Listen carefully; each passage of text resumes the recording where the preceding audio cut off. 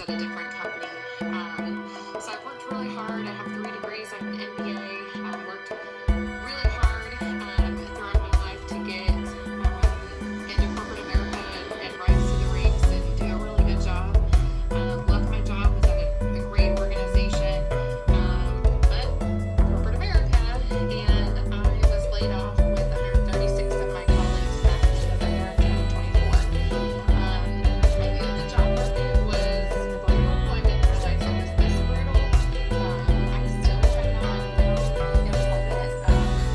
I've applied for well over 300 jobs. I have some interviews. I get to final rounds. Always somebody else that they go with.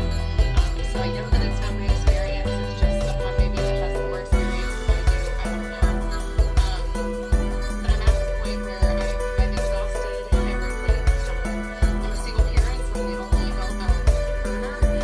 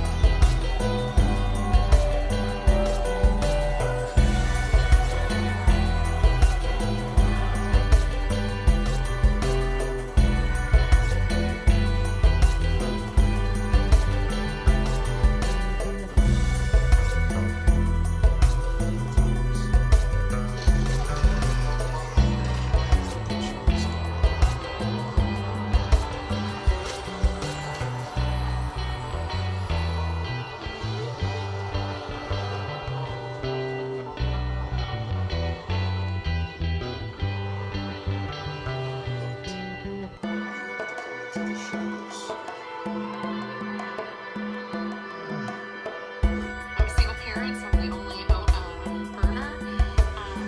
I have exhausted my severance package. I've exhausted my savings. I've exhausted my fidelity.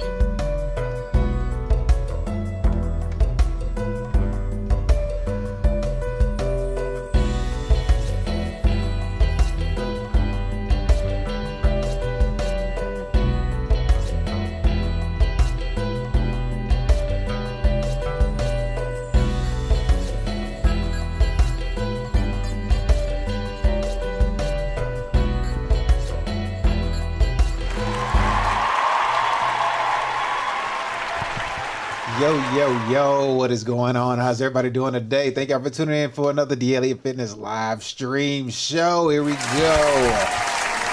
Oh, it is Friday. Made it to the end of the week. Another week we have made it through. And if you're having a bad day, let Mr. Chow talk to you. Oh, you're having a bad day? Did you die? I got shot. But did you die? Yes, sir. And as long as you didn't die, you're still alive and you're making it and doing whatever it is you got to do, then you are grateful enough to be able to make it and make something happen with this life that we live in, because it is crazy. Yeah, it really is. I know that's all you can say at this point. What is this right here? What is this? Oh, there it is right there. Where you go? And that's how some of y'all feel right now, probably trying to pull y'all hair out. But we are here on Friday. We are making it through the end of the week, and we have successfully did a 5-day. Today marks a legit day of 5 days in a row streaming from Monday to Friday. Let me give myself a round of applause for that one right there. Yes, sir. Yes. Day 5 in a row. We are pushing, grinding like we always do. And just to let you know, we are simultaneously streaming on YouTube, Twitch, Kick, and Rumble. And if you're on YouTube, do me a favor, when you see that thumbs up icon come up, you want to go ahead, hit that like button. It's greatly appreciated. Get the algorithm going to get this message out to other people, because everybody needs to know what's going on in the world of fitness, economy, and AI, because that is the wave of the future. Yes, it is. Ain't no other way to look at it. Yes, it is the wave of it's the way the world is going. We're moving forward in that direction. Take care of your fitness, be fit, look fit at all times. Take care of your fitness. You know, some of us may take steroids, some of us may go get surgery and get fake abs, some of us may just do whatever it takes just to look the part, but you got to also be and feel the part as well. So make sure you take care of your fitness, understand the economic cycles that we are going through, because man, it is a cycle if it ain't never seen one. Yes, sir. We're going through a cycle of epic proportions, whether it's well, it's looking pretty bad right now. It's looking pretty gloomy. So we got to figure out what's going on, and we are going to tap into some of that stuff today, actually, because we do got our 3 topics: fitness, economy, and AI. And with the fitness portion of the show, we got a long video, but we're going to break it into to pieces. But we're going to look at a video by Will Tennyson, and he's going to sleep in a gym until he lives, what is it, 1 million? Yes, Buddy's going to lift 1 million pounds in the gym. So he's going to sit in the gym until he lifts 1 million pounds. Now, we ain't going to watch the whole thing, but we are going to take a glimpse and see if he does successfully complete his mission and how long it takes. It'll be fun and entertaining. We always got to start the beginning of the show off an entertaining way, a little lighthearted and everything. Plus, I got to get y'all focused on y'all fitness, you know, because you got to get it done regardless of how you feel. You know, if times are tough, you better exercise that body to get that mind right. So we're going to check out Will Tennyson with this video. Then next, for the economy portion of the show, bro, we got a plethora of stuff for you for the economy segment. Yes, I think I overdid it today. Hopefully we have enough time to get to everything, but we're going to see.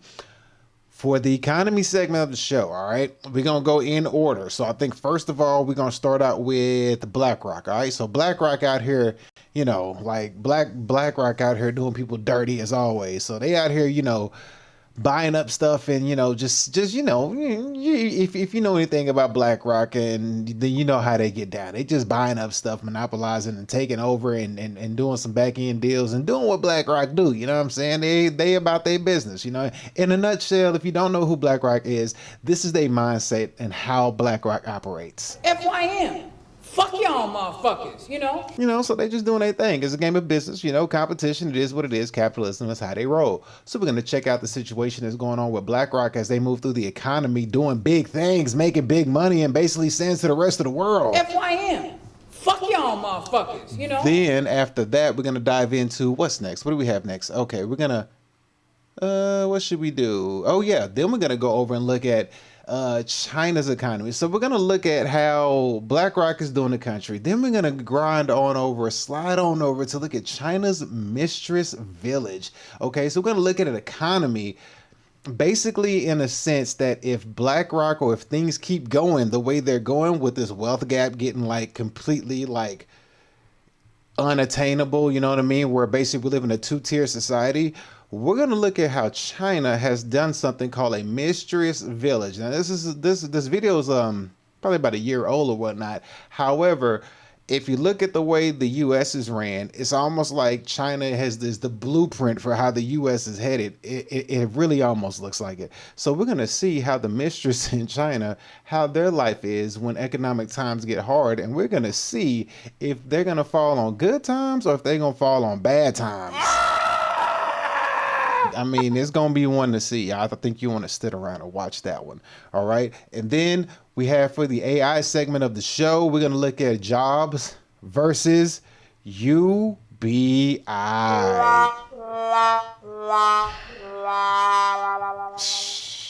Bruh. I don't even know what to say on that one. That should tell you everything you need to know. Basically, the AI economy, jobs versus UBI in 2030. We're going to take a look at that and see if everybody's going to be put on universal basic income, or are people going to be able to be entrepreneurs and fight through the pain and rain and struggle and strife and make it happen and pull out something on their ass on the other side and stay out of this, godforsaken evil system that they got going on that's trying to hem everybody down and pin everybody down. But we're going to check that out for the AI segment of the show. And then if we got time, I got a bonus video for you, which I could stick in the economy of the show depending on how time is pressing. But we're going to look at if we have time for it, it'll be a bonus video. We'll look at how the fall of Rome, basically, let me find the name of it because I'm going to forget how it goes. Okay, so what the fall of Rome reveals about the female mating strategy. Okay, we're gonna take a look at that if we got bonus time today. Okay, and it's actually not in the way they named this video.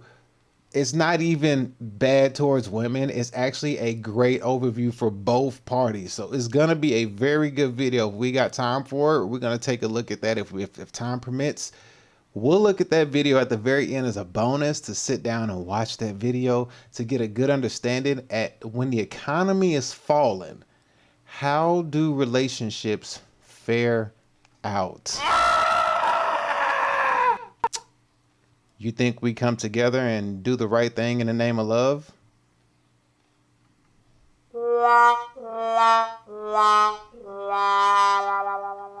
I don't think so either. But we gonna see. You mean you don't never know. Man. Love might rule all. You know what I mean? At the end of the day, love might rule in the end. If the economy is failing and the currency is collapsing, man and woman might put their heads together and be like, you know what? I think we need each other, and I think now is a good time that since the currency is falling, me and you, man and woman, should get together and do what we're supposed to do and, survive through these hard times. Shut up, bitch! Yeah, we'll see. We gonna see. Oh, boy. But anyhow, let's go ahead and not waste no more time. So we're going to put the fitness banner up on the screen and get to the first segment of the show with fitness. But before we do got to get our sexy muscle redheaded Latina up in this junk. Come on. Let's get ready for the fitness segment of the show. Oh, yeah, that's right. There she go.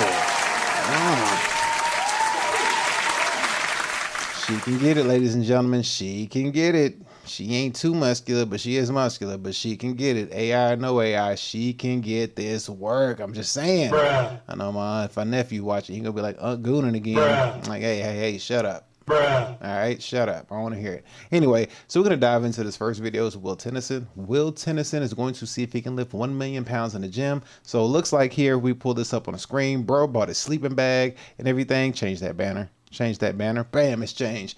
Bro got his sleeping bag. Hell, he got 1 sleeping bag, 2 sleeping bags, suitcase. I mean, he's about to live in this pure athletic club of a gym. So without wasting any of y'all's time, we're going to go ahead and get right into this because we got a lot to cover.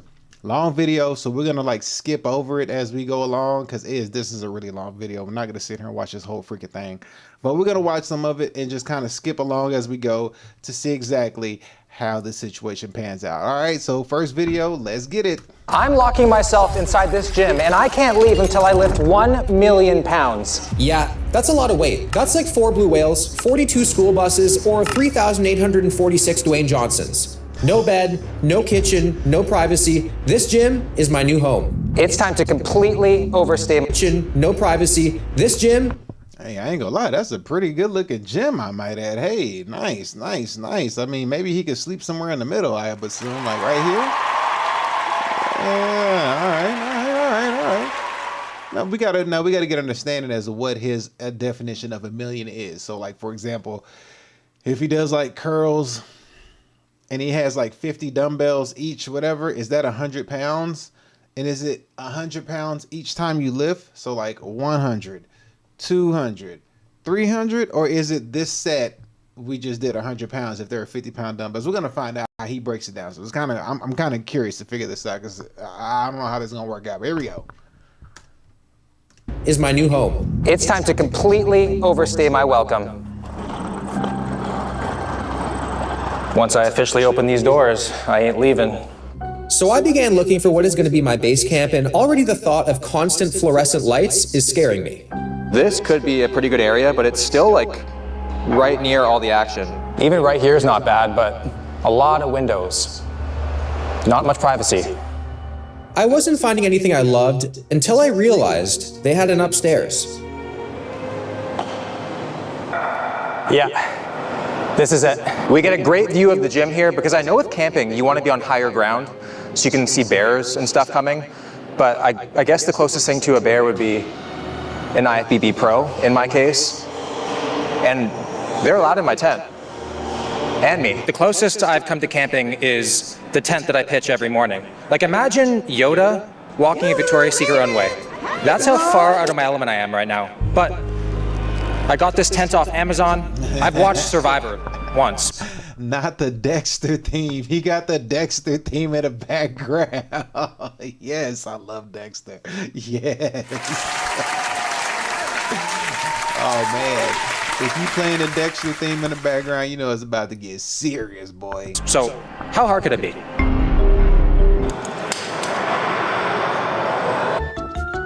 The tent has been built, and I am low-key proud of myself right now. Here's a quick little tent tour. There it is. That's literally it. There's nothing more to it. It's pretty crazy to think that my workout today is someone's entire training block. I think the ideal strategy is to take every set to like around an RPE 7, nowhere near failure, because if I go to failure, I'm gonna crash and burn very, very quickly. Now, I also have no idea how long this is gonna take me. I'm terrified. I always expect an early finish, but this is the first time I'm actually hoping for one. So, I have 135 pounds loaded up on the bar. We're gonna start with barbell rows. So, time to become a millionaire in my favorite currency. Start time 11:44 a.m. Here's how this is gonna work. I have 135 pounds on the bar, which means every rep gets me 135 pounds closer to my goal of 1 million pounds. For this challenge, there are 3 rules. 1, obviously, I can't step foot outside the gym until I'm done. 2, I can't lift after 11 p.m. That's when the gym closes. And 3, I can only count weight added to the machine, not the weight of the machine itself. I'm about to start my 4th set here, and I think I'm gonna start using straps. My hands aren't tired yet, but I think it's just a smart thing to do. This is a long game, and I feel like this is gonna help me right now. I just finished 5 sets of barbell rows, and for this entire challenge, I'm gonna be tracking all my lifts and weights in this ledger right here. This is like the only math I was ever meant to do. So we're gonna tally up and see where we're at. We have lifted 11,025 pounds so far. I mean, okay, so the way he's doing it is the exact way I was thinking he should do it, so at least we're on the same page there, so that's the good news. So he's lifting the weight, so every single rep counts as weight lifted. So, okay, so first, whatever workout he did, he's got to 11,000 pounds. So, I think it's 1 million pounds, and that one was just only 11,000. Oh, I think it's gonna be harder than I thought. I was like, 1 million pounds ain't that much, especially if you're all right. I don't think it's gonna be that hard, but then we'll see. I don't know if it's gonna take him like days to do the. It probably will take. I don't know. Oh man, this is actually a pretty good. This is a damn good idea for content creation. Shout out to you, Will. I'll give you another round of applause. This is a great idea. I think he'll be able to do it though. I think he'll be able to pull it off. Of course he will, because he's got the video out. But I'm just curious how long it takes. It's now like the numbers, seeing that was only 11,000. Like the math isn't really mathing. So we're gonna see how this works. This gym has so many different amazing machines, it was hard to pick what to do next. But I think I found the perfect one. This row machine is absolutely perfect for my mission because I can change where I want peak resistance. So when I fatigue some spot, I can just switch the weight on one of these pillars here, and it completely changes where most of the tension is, so I can get a ton of tonnage on here. I put the tension on the end range, which definitely allowed me to crank out a ton of reps. I was stacking plate after plate, and I was becoming increasingly more confident. Now, I've lifted 100,000 pounds before, and that only took me an hour and 36 minutes, but I didn't have to repeat that 9 more times. Just accumulated a total of 13,400 pounds on the seated row. Since it was my first time at this gym, I thought the best strategy would be to ask members which machines would give me the biggest bang for my buck. If you're counting that in pounds, you know, each stack would be like 200. So okay. You could say 400 each rep. If you max it out, let's just say. Oh, that's... Yeah. So that's smart thinking. Okay. Thank you, man. Appreciate it. He just showed me this machine right here and said it's basically a cheat code because there's 2 stacks on this lat pull down. And it's in kilograms. So I think I feel like it's going to add up really, really quick. We have got to the point where literally any... Yeah, it's gonna add up really quick, but so is your fatigue. That's gonna kick in pretty quick as well too. But so far so good. I like this challenge. I'm really intrigued to see how this situation pans out. As you can see, your boy went to the gym today, flexing on you boys. Oh Jesus, let me not put.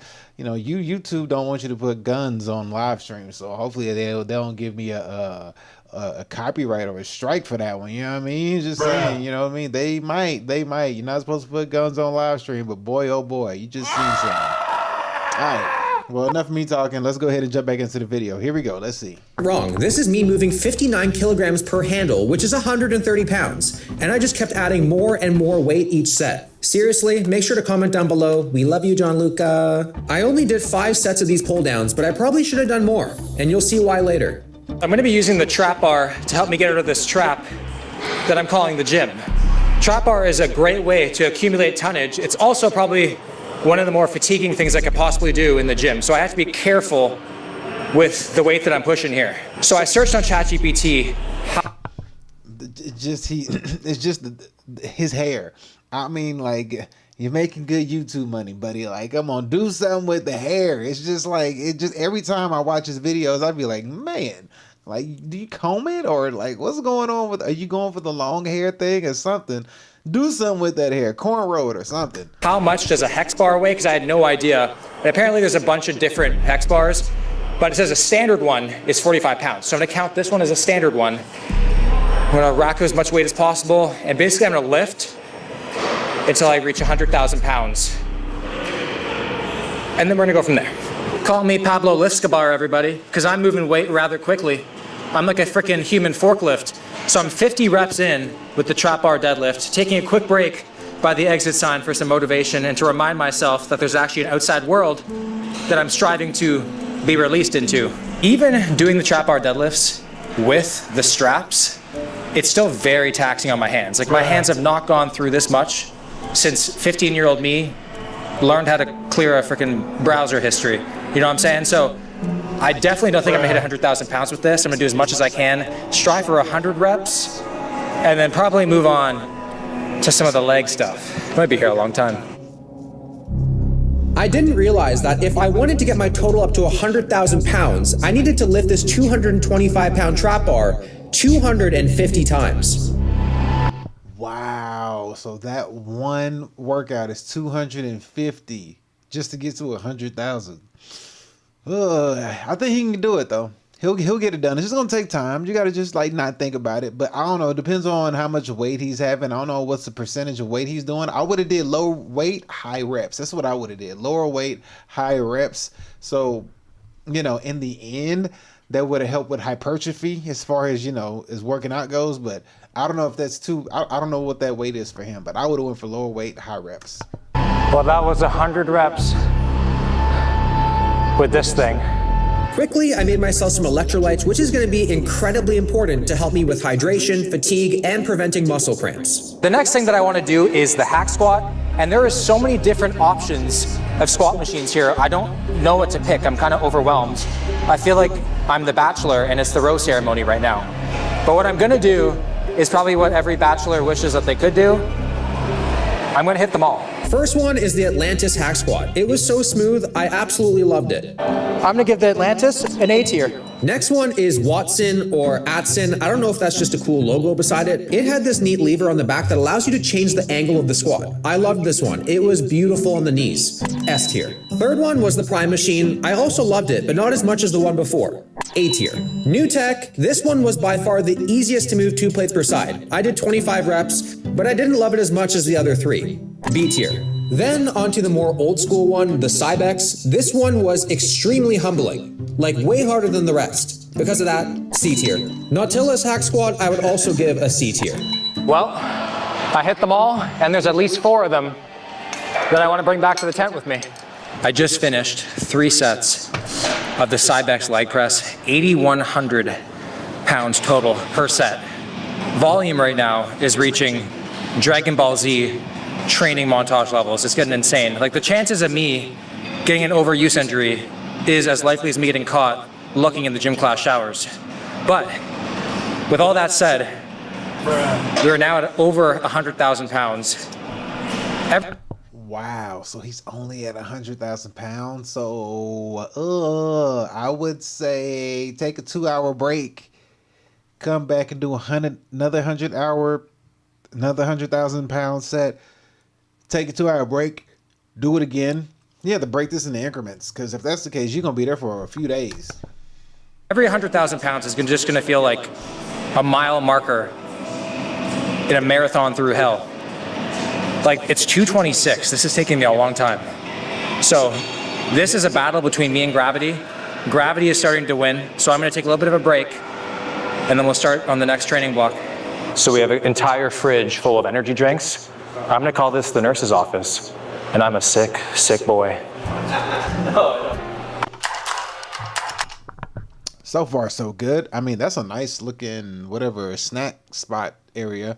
I wonder where he's at, though. I'm trying to see where he's at. Could he be in... I believe Will is Canadian, so I think he might be in Canada, if I'm not mistaken. I do believe so. So he might be in Canada. What is it called? Athletic Pure Club or something like that? Let me see if I can find the name in his description. I don't think he put the name in there anyway. Should have just benched 5K twice, 50K likes on this comment, and I'll do this challenge. 50K likes on this comment. I'll do the. Oh my goodness, freaking Jesse James West is trying to do his same thing. All right, so we'll see. So far so good. This is a great challenge. I think I may have to bite this idea at one point in life. I may have to do this. I would like to actually try to pull this off. So let's go ahead and get this video back up and let's continue. So far so good. He's doing pretty good. Oh. Okay, so meal 1, we have beef lasagna, which is apparently 450 calories, which I'm calling cap on. Look at all that cheese, but I'm just gonna believe it for now. Caffeine is gonna hit lethal levels. I know it, but I absolutely need it. I got a raw protein shake because I'm gonna swallow a little bit of sebum to give me some extra push in this next training block here. Oh, so good.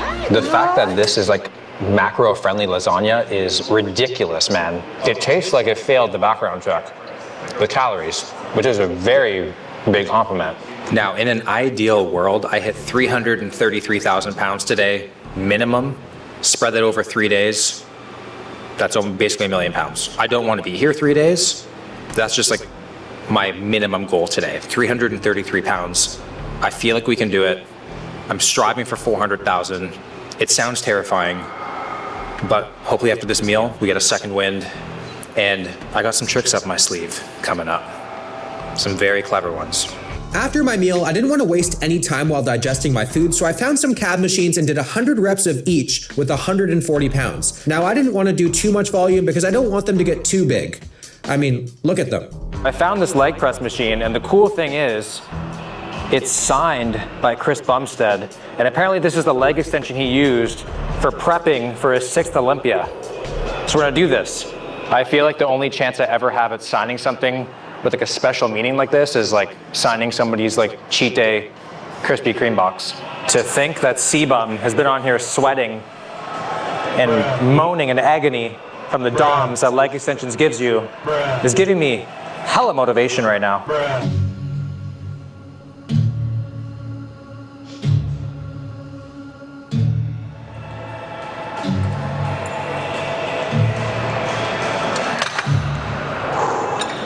Pretty cool. I'm using the same machine as the goat, which makes us officially anabolic Eskimo bros. I definitely took it a bit too far with this leg extension, and I'm starting to pay the price. What I'm gonna do, biceps, then do triceps, biceps, triceps. Hopefully, by the time that arms are done, I can go back to doing things like leg press and stuff, but right now, I know that if I push it, I'm gonna like puke.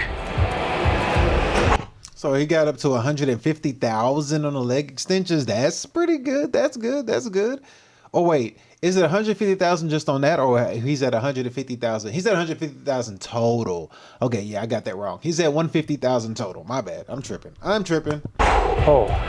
So I did a bunch of sets with this preacher curl, and while I was doing them, I realized I was running into a pretty big problem. All right, guys, I found myself in a little bit of a pickle because there's pros and cons to doing what I'm doing.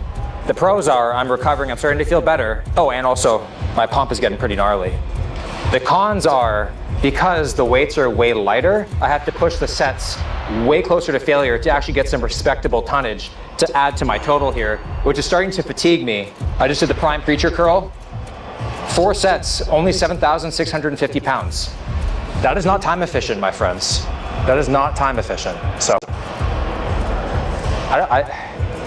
I really underestimated this challenge, and I'm starting to get really scared. What does it really mean to trade? When I first got it, What does it really mean to trade? All right, so far he's doing so good. I think it looks like he gonna be in there for a few days though. That's what I'm seeing. I don't think Buddy's gonna get out of there in time. I think he's really gonna be in there for a good while. I mean, we gonna see. Let's keep it going though. I mean, I'm gonna give him 3 days. I think 3 days is what he's gonna be in there, but let's see what happens. Okay, well that was 25 reps. Felt pretty good, so we're gonna set up shop here for a little bit and get to 200,000.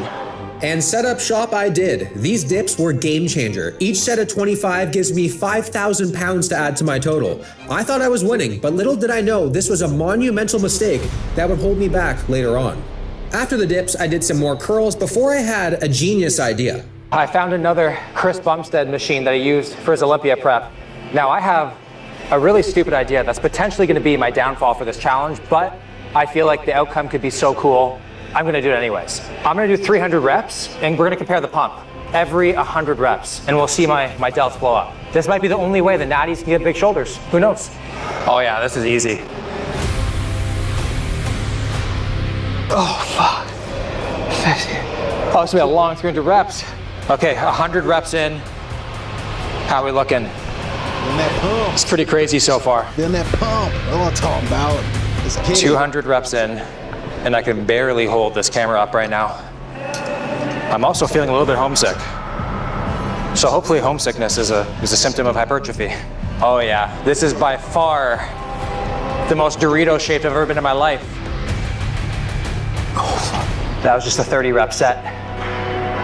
You know what they say sometimes, confuse the muscle to get it to grow? I think my shoulders are like past confused. They're just straight up pissed right now. But 70 more. Oh my God, this is like some David Goggins shoulder workout shit, man. Freaking gonna puke from laterals. What the fuck? This plate-loaded incline press machine by NewTek is wonderful. It's like the best incline chest press machine I've ever used in my entire life. Like, I've not had a mind-muscle connection like this since the week I hit puberty. It is like, you have to try this thing. And you can load a lot of weight. My eye's starting to twitch. Eye twitching during a workout is usually a temporary and harmless condition, thank God, often caused by fatigue, stress, eye strain, or dehydration from exercise. All the ways to alleviate it, I'm avoiding, which is why it gets so much worse later on. My triceps are absolutely fried from all the dips, so I can't push my chest anywhere near as hard as I'd want to, or I could normally do, because my triceps are just so fatigued. They are fatiguing before my chest actually gives out, which is really holding me back right now. So the tricep dips, although great in the moment, that was a huge mistake. I don't know if you could see this, but my arm is cramping so bad. Like, it hurts to extend. Like, if I just curl, I instantly cramp. After 4 sets of the pec deck fly, we are officially a quarter of the way finished this challenge. With that, I can actually picture myself actually doing this. The chest pump is absolutely insane. Hopefully it has more staying power than my dad, but what we're gonna do right now is take a break. Again, this is a marathon, not a sprint, and then we reconvene. Just chilling in the tent right now, having 150 calories or a scoop and a half worth of straight carb powder. And you guys know me, I don't drink my calories. I think that should be illegal, but this is a do or die situation. This is all about survival. This is camping, my friends.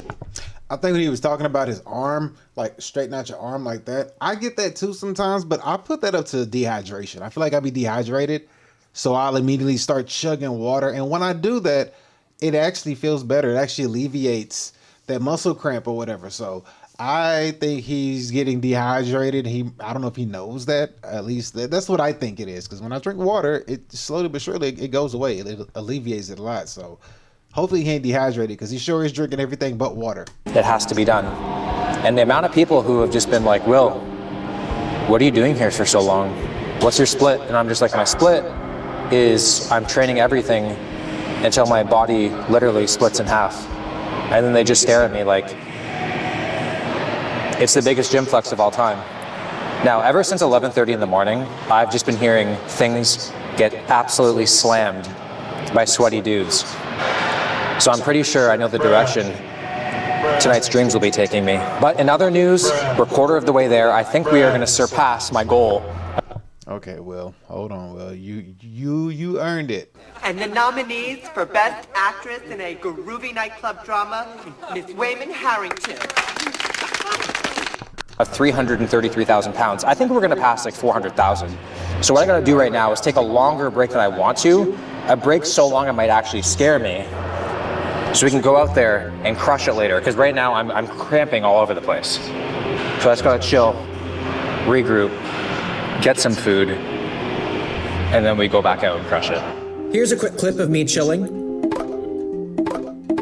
For food, I really didn't want gym food anymore, so I looked out the window and I locked eyes with Popeyes. So I decided to order it and bless Himanshu with the easiest Uber Eats drop-off of all time.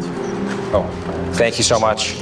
Appreciate it, man. All right, we got our Popeyes. I feel like this is the first time in my life where I actually deserve fast food. So one thing I got, which I never knew they had, tempura battered cauliflower. Give it a dip. With YouTube Premium.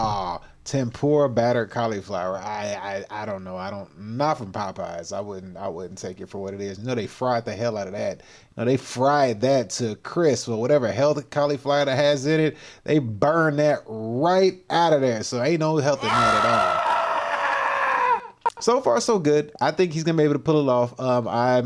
I mean, dang, 1,000,000 pounds. He probably underestimated himself, but I think this is such a good idea. I really like this. I shouldn't be watching the whole freaking video because we got other stuff we got to cover, but this has really been entertaining for me. I really enjoy this one. I want to do this. Just don't know what gym I go to do it, but I want to do this. I want to sit down and pull this one off. This would be a hell of a content idea to do. So yeah, let's continue. Let's see. You got Will looking crazy as hell on the screen right now, but let's finish this one off. Here we go. Let's go. Let's go. To my lip. Oh man. The next thing I got, the blackened chicken sandwich, in hopes of manifesting the next meat that I get to enjoy in this gym. I love a pickle between my buns. Having fast food in a gym is a Best Actress in a Groovy Nightclub Drama, Miss Wayman Harrington. vibe, man. It's time for the final stint of the day. I'm just gonna absolutely crush legs. I feel like that's the best thing to do right now. I'm feeling extra nervous. I think that's a bad idea. I think you should light weights, high rep. I think that's what you should do. Don't do it. This is day one. For my central nervous system. But hey, screw it. What you're about to see is what I like to call the pray and press method. The trick is to treat every rep like it could be the last rep of your life. Because it could very well be for me right now.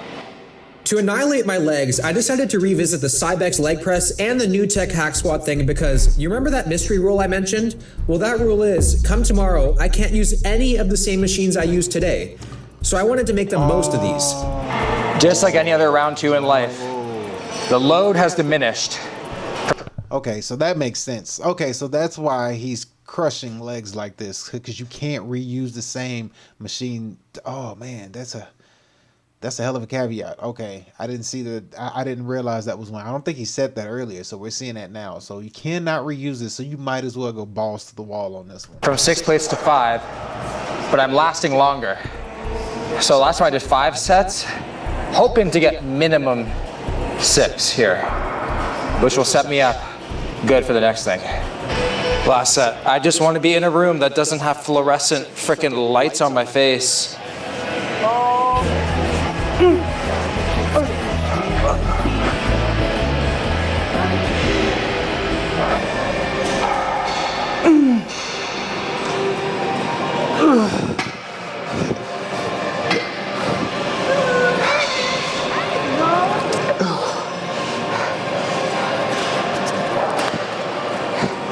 Yeah, that is it for legs today. I don't know if centralized rhabdo is a thing, but if it is, I'm definitely gonna get it in my legs. But one thing that I haven't thought about, which I don't know how I haven't, is shrugs. Ton of weight, very short range of motion. Let's go spam those. Time to get that Channing Tatum neck. Freak? You want me to recreate? Fam. Bruh. Fam, really? Is you really asking me that right now? Bruh. Come on, man. Like, really? What is wrong with you? Bruh. I think I know what's wrong with you. This might be you. I mean, I think this is you. You win it! Hey, Benoit! I think that's what you're aiming for. I think that's you. That's probably you. Yeah. When you're lifting, bruh. Oh my God. He didn't say that.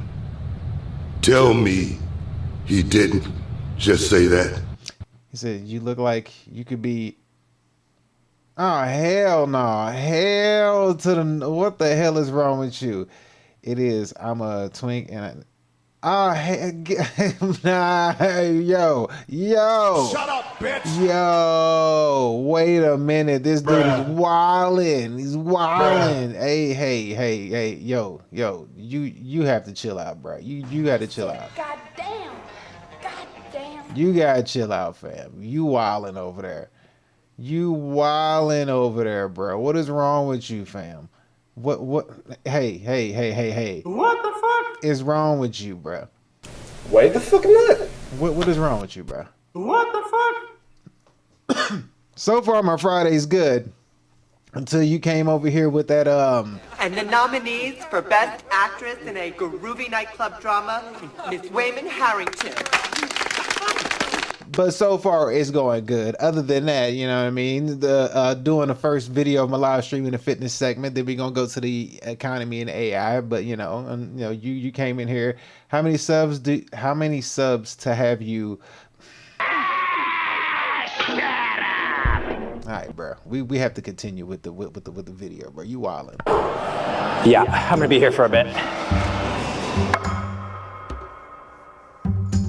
I was eventually able to add 5 plates per side, which would give me 9,000 pounds per set. I swear, every single piece of machinery that I use is like my favorite thing in the moment. Like I have a favorite thing, try a new thing, it's my favorite thing. The machines just feel amazing. Men are only as loyal as their options. Be the CFO you always dream. See, the ads be getting me, but we're gonna run through this real quick. But so far, so good. He's doing pretty good. Will's almost there, but this is only day 1, and he's not even at. Oh, he's over. He's at 353,000. Okay, cool. So he might hit 400 on day 1, but so far, so good. He's actually doing this thing. So this is actually pretty good. But let's go ahead and continue with me. This is Will Tennyson. I'm watching Will Tennyson is his name. He's one of the fitness content creators. He's pretty good. He does his thing. This is a good idea. His idea is he's doing 1,000,000 pounds. He can't leave the gym until he lifts 1,000,000 pounds. So he brought his sleeping bag and stuff like that. So we're gonna see how long it takes. But I'm not gonna watch the whole video because it takes forever. But we're gonna see how this pans out though. The lat pull down was amazing, and after that I found a prime chest press, and then after that I laid on the floor and contemplated my entire life. Okay, After the chest press, I'm currently at 368,000 pounds.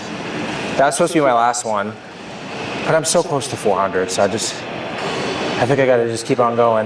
Man, I absolutely adore ChatGPT. So I asked ChatGPT if there's any gym hacks to help me accumulate more tonnage as fast as possible.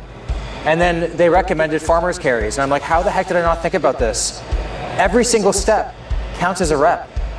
So I brought 100-pound dumbbells, which is 200 pounds in total. It took me 45 steps to get here.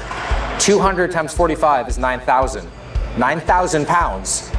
So I'm just gonna walk around as much as possible with these things. And then we should be good. This was quite possibly the best decision I've ever made. That's actually a good idea. That's actually a good idea. Suitcase carries or whatever you want to call these are actually a good idea. So he should have thought about these a long time ago. But hey, whatever. He came with this idea. He's actually doing pretty good. Not just in this challenge, but in my entire life. Tonnage was adding up so quickly, but every pro has its cons, and it was destroying my hands, which is certainly going to affect me tomorrow. Look at my hands. Okay, what we got here? We got, let's see. You got 2 accounts, bruh? 45 and 49? Is that, yeah, they're both you. You got 2 accounts, bruh. That's right, Cindy. I'm gay. Come on, bruh, calm down. Calm down, fam. They're looking like when I was a kid during the Halo 3 launch. Oh.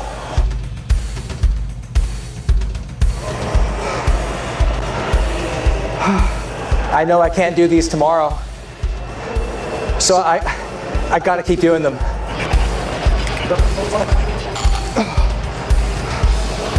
82. Look at those freemium weekends. Wow. The farmer's carries alone gave us a total tonnage lifted of 83,200 pounds, which is insane, which brings the total day one tonnage lifted to 451,693.4 pounds. That's good for day one. That's good for day one. That is fantastic for sure.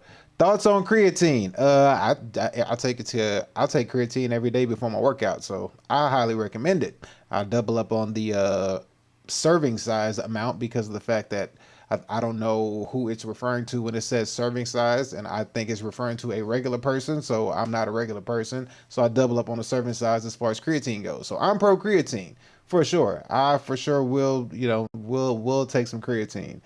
Stop messing around. How many? Pounds, which is way above the goal. I'm absolutely stoked right now. Like, holy shit, we're doing this. Now, what I'm gonna do is I'm gonna release the files. I got nothing to hide. So I'm gonna put screenshots on the screen of everything in this ledger right now, so you can see everything. You can track along if you guys are doing this.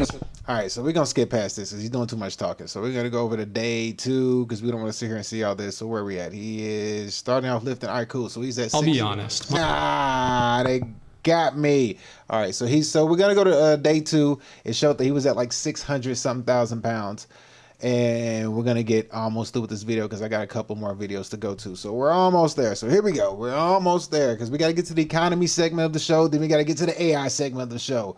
All right, so we're almost there. We're almost there. And hopefully that answers your question on creatine. I would say that's, I would always take creatine. Creatine is something good to take. So go ahead and take you some creatine whenever prior to your workouts. And I use, which one I use? I use Micronize. I think you have like monohydrate and Micronize. I use Micronize because it breaks down more. Everybody's like pro monohydrate. I think this would call monohydrate, but I use the Micronize because it says it breaks down and dissolves, and I don't want nothing like lingering around too much in my body, especially when it's, something in powdered form and you don't know exactly how legit it is. You just have to take their word for it on the bottle. So I go with the Micronize one because of the breakdown effect. But yeah, so yeah, creatine, pro creatine for sure. And yeah, hit the follow button.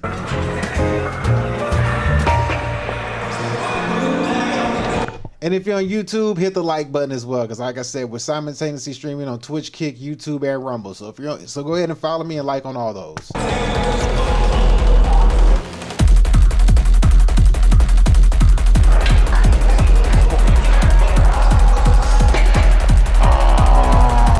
could have cheated on those. Well, I won't say cheated, but he could have put like 4 or 5 plates on there and then, you know, did the calf raises with that, and that would have got him like super, super, super high.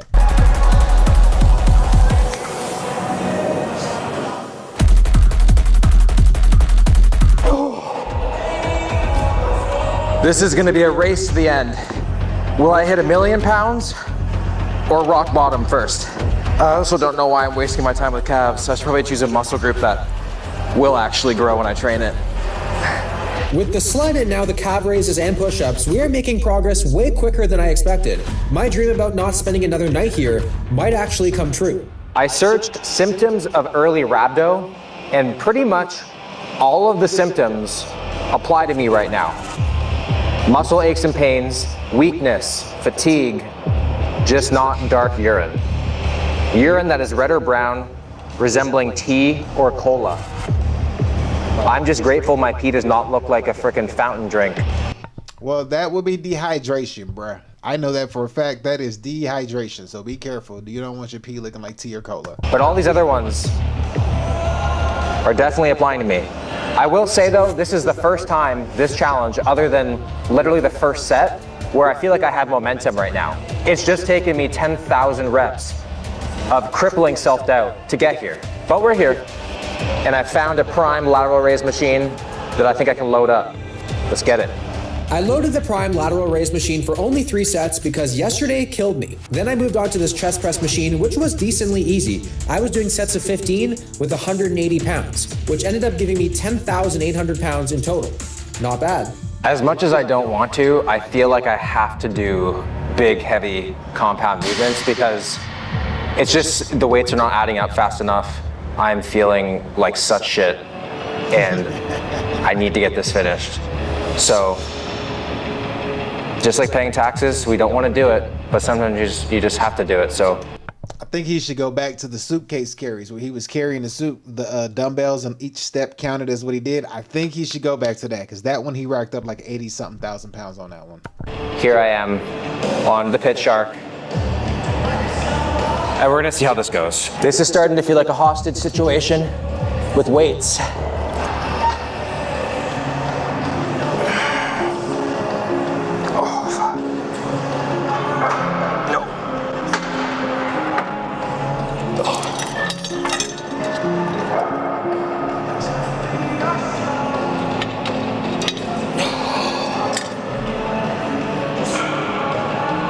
I can't do it. I just couldn't do it. Only 3 reps and I needed to stop. I'm a lot closer to the end goal than I thought, but I'm so fatigued, I don't know if I'll ever make it. At this point of the challenge, I was genuinely terrified about how long this would take me, but very quickly after, I found an amazing superset of this preacher curl and this dip machine. Right here, I'm doing 225 pounds for an easy 30 reps. The pump was getting crazy. I was feeling so down from the pit shark, but this superset right here instantly is making me feel better.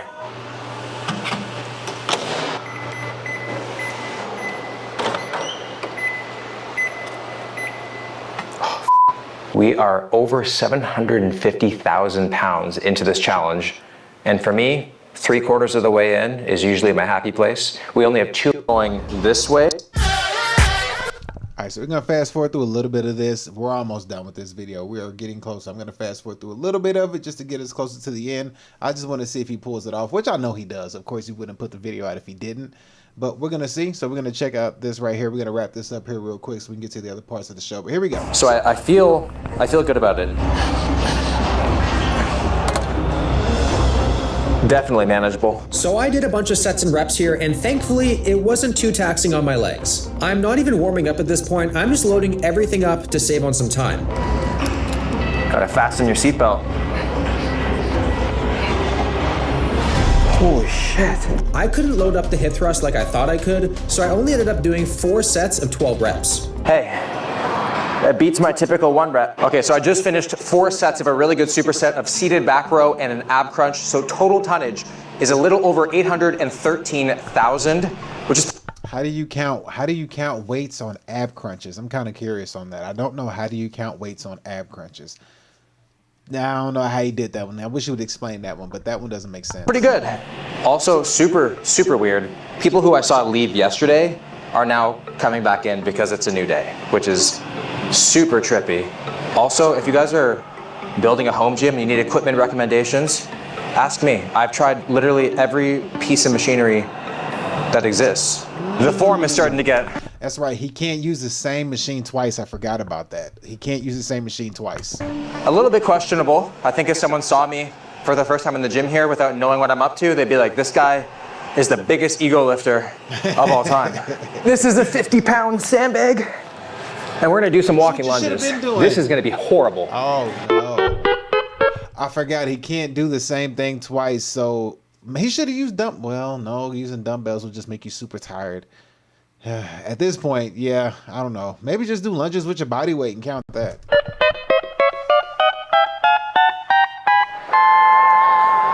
I feel like I get at least a 3-month hall pass to skip legs.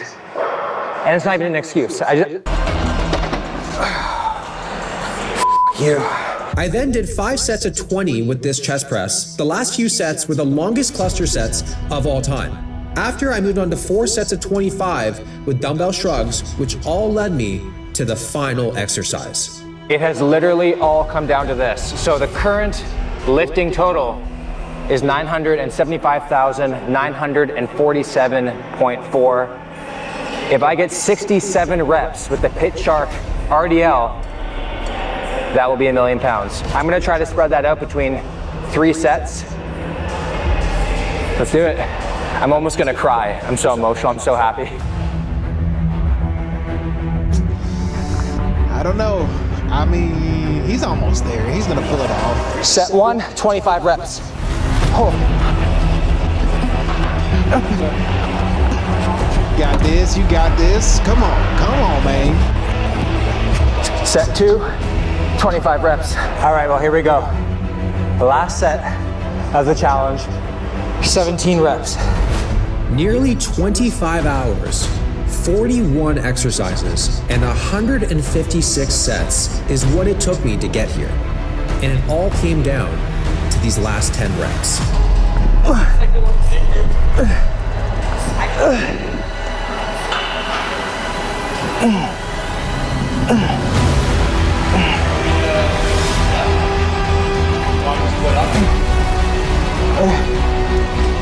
One more.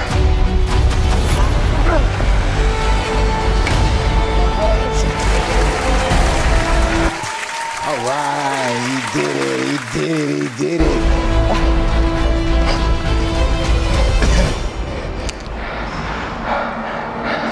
Yes. Oh my God.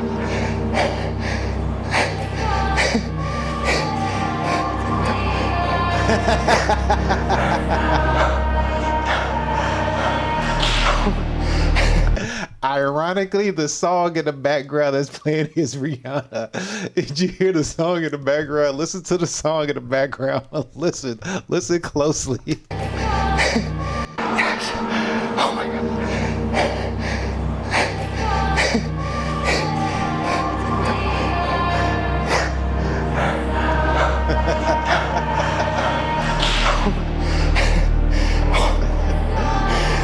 Yes. Oh my God. Oh my God.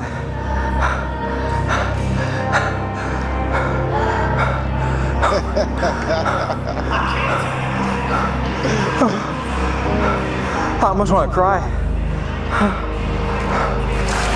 Total weight lifted, 1,067.4 pounds. It hurts to even have my eyes open right now.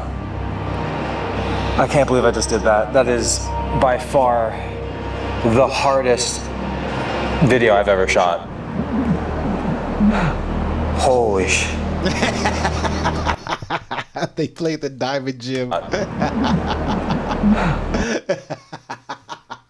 I was thinking the same thing. Like, are you sure that's the hardest video? You probably hit 1,000,000 pounds doing the diamond gym workout. You just didn't know it. Holy sh! Yeah, nothing comes close. Nothing. I just want to get the hell out of here now. I feel so good though but also so bad. It's the most confusing thing. I don't even know what to think right now. I'm just in shock. But I do know one thing. I want to get the hell out of here.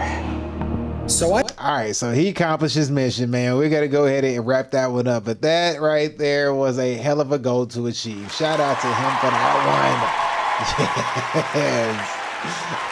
Oh my goodness. He said that was the hardest workout he ever done. I beg to differ. He has a video that he did at Diamond Gym. If you don't know who, let me show you a quick snippet of Diamond Gym. He said that was the hardest workout he did, but nah. He probably did 1,000,000 pounds with these dudes at the Diamond Gym. I just don't think he probably realized it. Cause yeah, they was tearing him up on that one. Pause. Where is it at? Did they take it down? I investigated the gym. No. Joined fast. I trained world's most dangerous gym. Here it is. I'm gonna show you a quick clip of it real quick, just to show you what I'm talking about.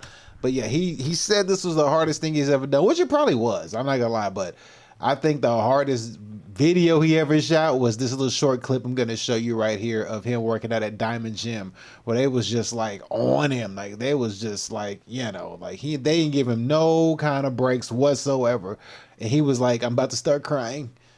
Where is it at? Right here? Is it this one? Yes, this is it. So let me show you just a clip of the actual workout. Let me find him doing a workout. Let me get closer to the end of it where he was like giving up. Here we go, right here. All right, here we go. Show you a little clip right here. Check this out. He said this was the hardest workout he ever did, in my opinion. Fucking hard set. Fucking hard set. Your face on the whole story, bro. Well, because I know I'm next. How many am I doing here? 2. Fuck me. What'd you drop? Get your self-doubt out your fucking head now. Stand up, go. Yeah. Remember when I said I just went through the most painful leg press set of my entire life? Well, this is now the new hardest leg press set of my entire life. I couldn't even unrack the weight. Ankh wasn't too happy about it, as you can see. Come on.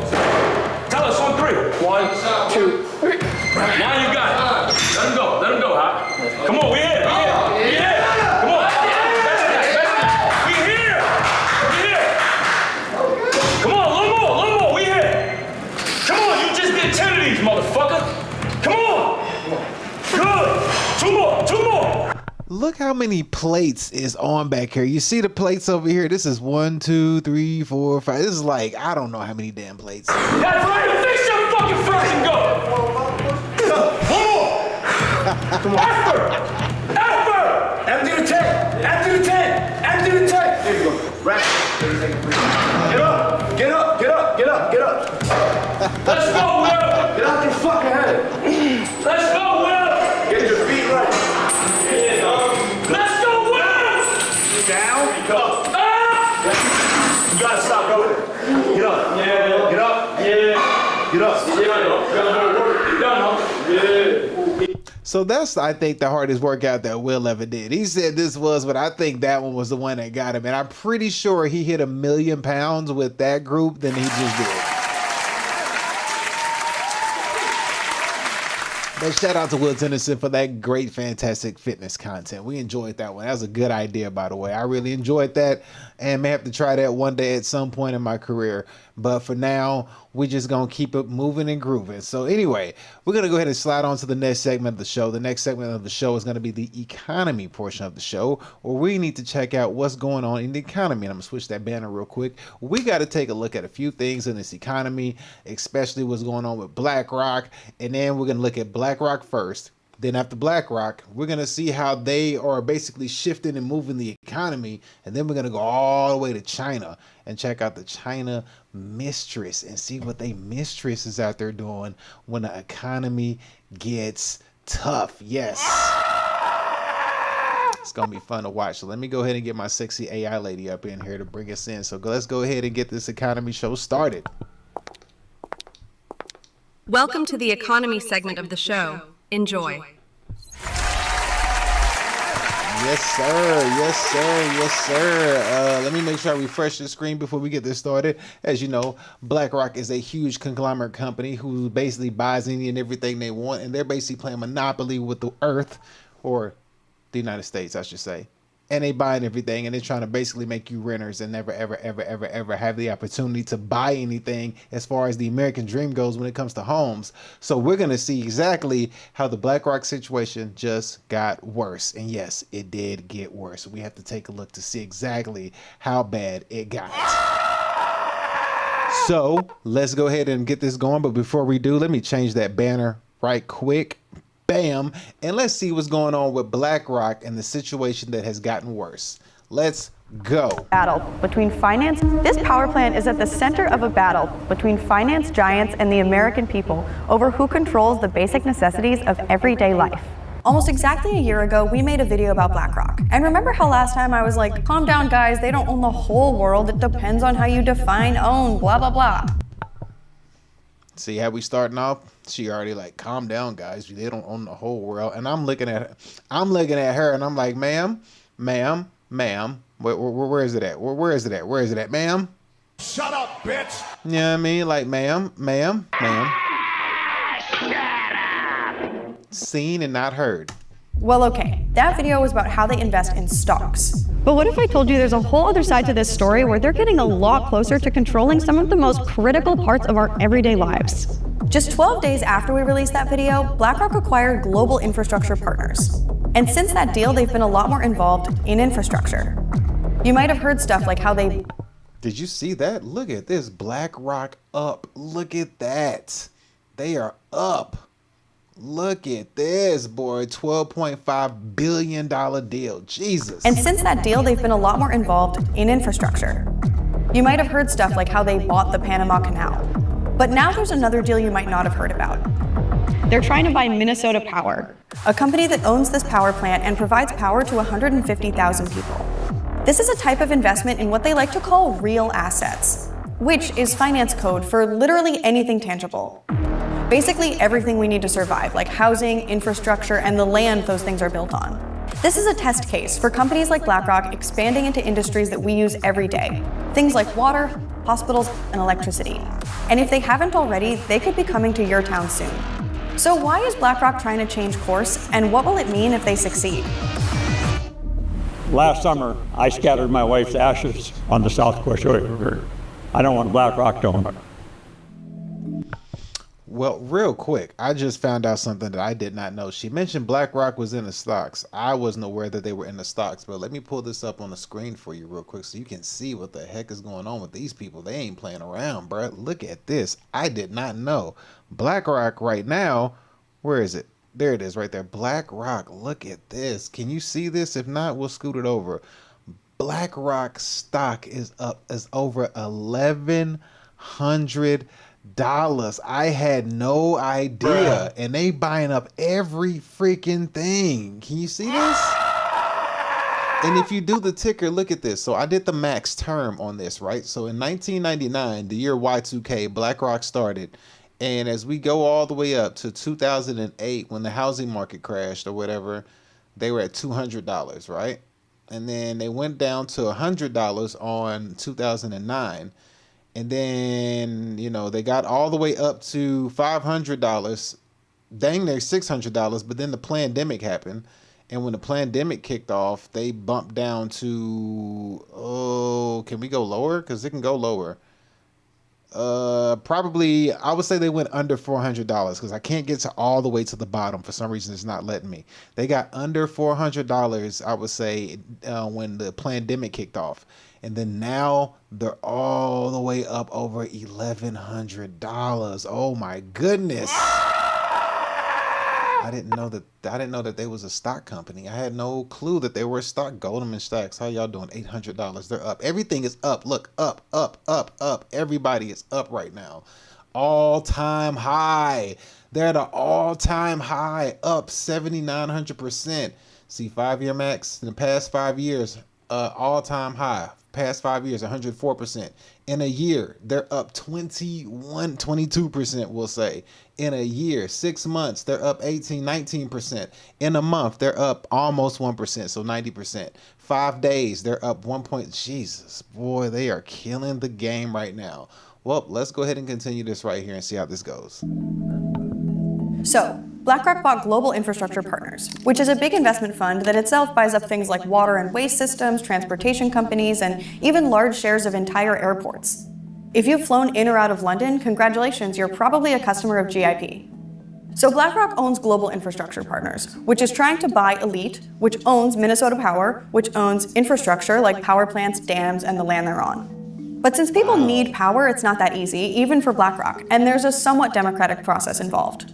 This is State Senator Jen McEwen, who represents many of the people who would be affected by the buyout. Wisely and correctly, we have a Public Utilities Commission, at the very least, to try to provide some regulatory oversight for these entities that have this monopoly over providing this essential service. Usually when private equity and asset managers buy stuff, they just do it behind closed doors. But because people would literally die without power, it's considered a critical service, and therefore a regulated monopoly under Minnesota law. BlackRock doesn't necessarily have the same amount of reporting responsibilities as a publicly traded corporation. We've had a lack of transparency already regarding our rates and the quality of services in our community in Superior. That ability to access that data would be decreased by the purchase, which would be a huge problem. The community has made it clear that they oppose the deal, and a judge has already recommended against it. But it doesn't end there. The final approval is going to come from the Public Utility Commission, a board made up of just 5 people appointed by the governor. This could have huge implications for anyone who uses basic utilities like electricity or water, i.e. the things that keep us from freezing to death in the woods. Because if they realize it's profitable, nothing will stop them. Oh no, okay, so now I see what she's saying. So if they get a hold of this, then basically BlackRock can up the price on your water, your electricity, I mean your property. They can just up the price. And as we just seen, look, these people ain't playing around. Look at this. Look at this. You know what I mean? They're over $1,100 in stock. You know, they're not playing around. They going up. They're going all the way up. So if they get a hold of more stuff, they're just going to tax the hell out of people. I mean, they're just going to up the price on everything. And oh my goodness, this is crazy. And if you're ever wondering why people are making so much money, think about this. The pandemic was in 2020 and BlackRock was under $400, right? If you can only imagine the people that invested in, you know, who put their money in BlackRock for the past 5 years, including like Tesla, Goldman Sachs, and places like this over here, and they just wrote it out these past 5 years. Like, do you understand how much money people are making on the back end that you don't see? You know what I mean? Like, people are making big money right now. And yeah, so there's that. I didn't want to just sit around at my desk, so I came out here to Duluth to talk to some community members and leaders and hear what they had to say about the buyout. I went on a hike with longtime Minnesota Power employee and customer Bob Tammet. I should have asked if you want a walking stick. I got an extra walking stick. At your age, you don't need a walking stick. So I helped install the power lines that haul electricity from this powerhouse to my kitchen. This dam, the land we're standing on right here, it'll all go to the control of BlackRock. Bob took us on a hike in the Boundary Waters to see some of the infrastructure that would be sold. He's been canoeing out here for decades. But power plants, lines, and dams aren't all that GIP and by extension BlackRock would get in the deal. What concerns me about BlackRock purchasing Minnesota Power is that Minnesota Power owns a large amount of land where we're parked right now. They own a lot of real estate. Some of that real estate has minerals. So if BlackRock acquires ownership of those minerals, will they develop those minerals for the long-term benefit of northern Minnesota, or will they develop those minerals for the short-term profit of BlackRock?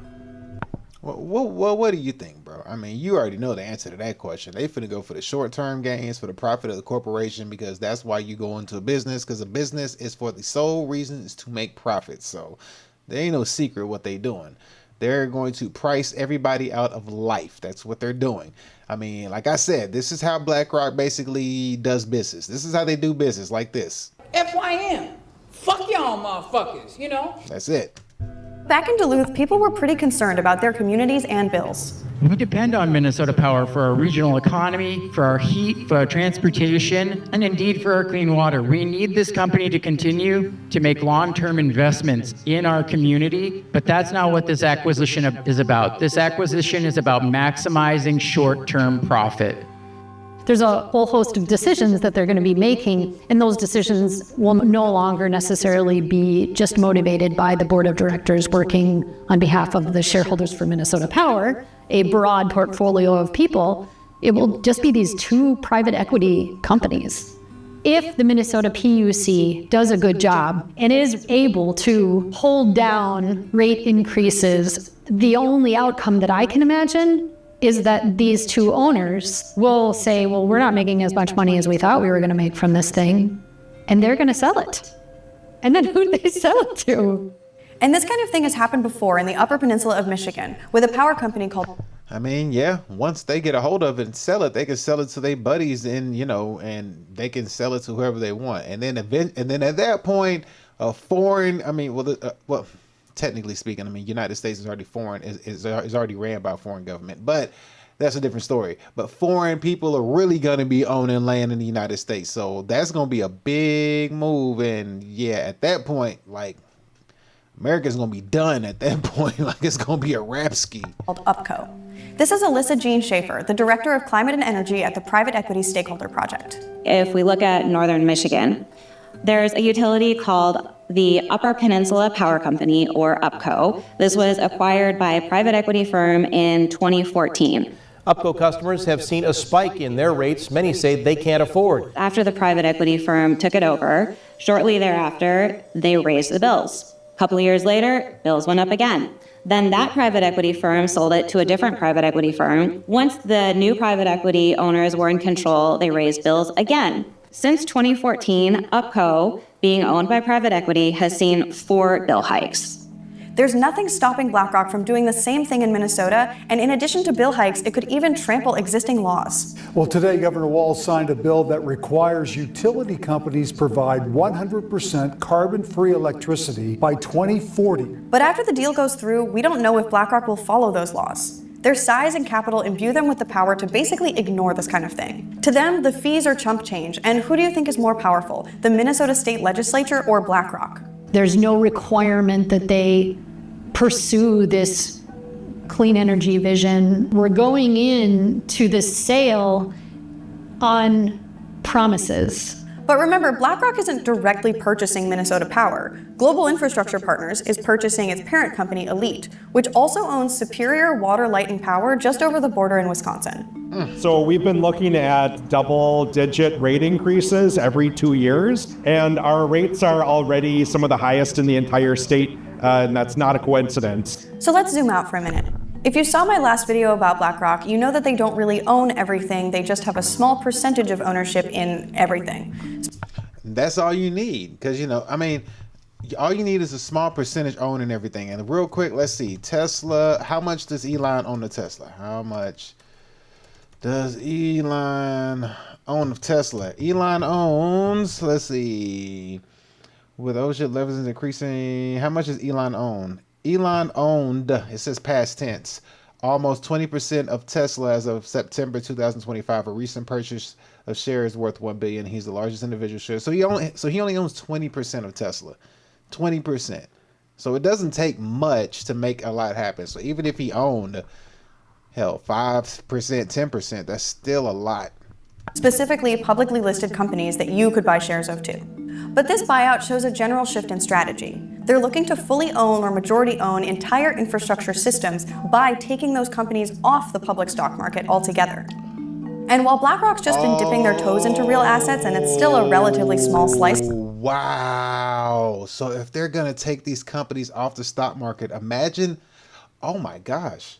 Oh, wow. Imagine these people buying all of these stock market companies and then taking them off the public stock market, making them all private. So therefore, nobody can play the stock game.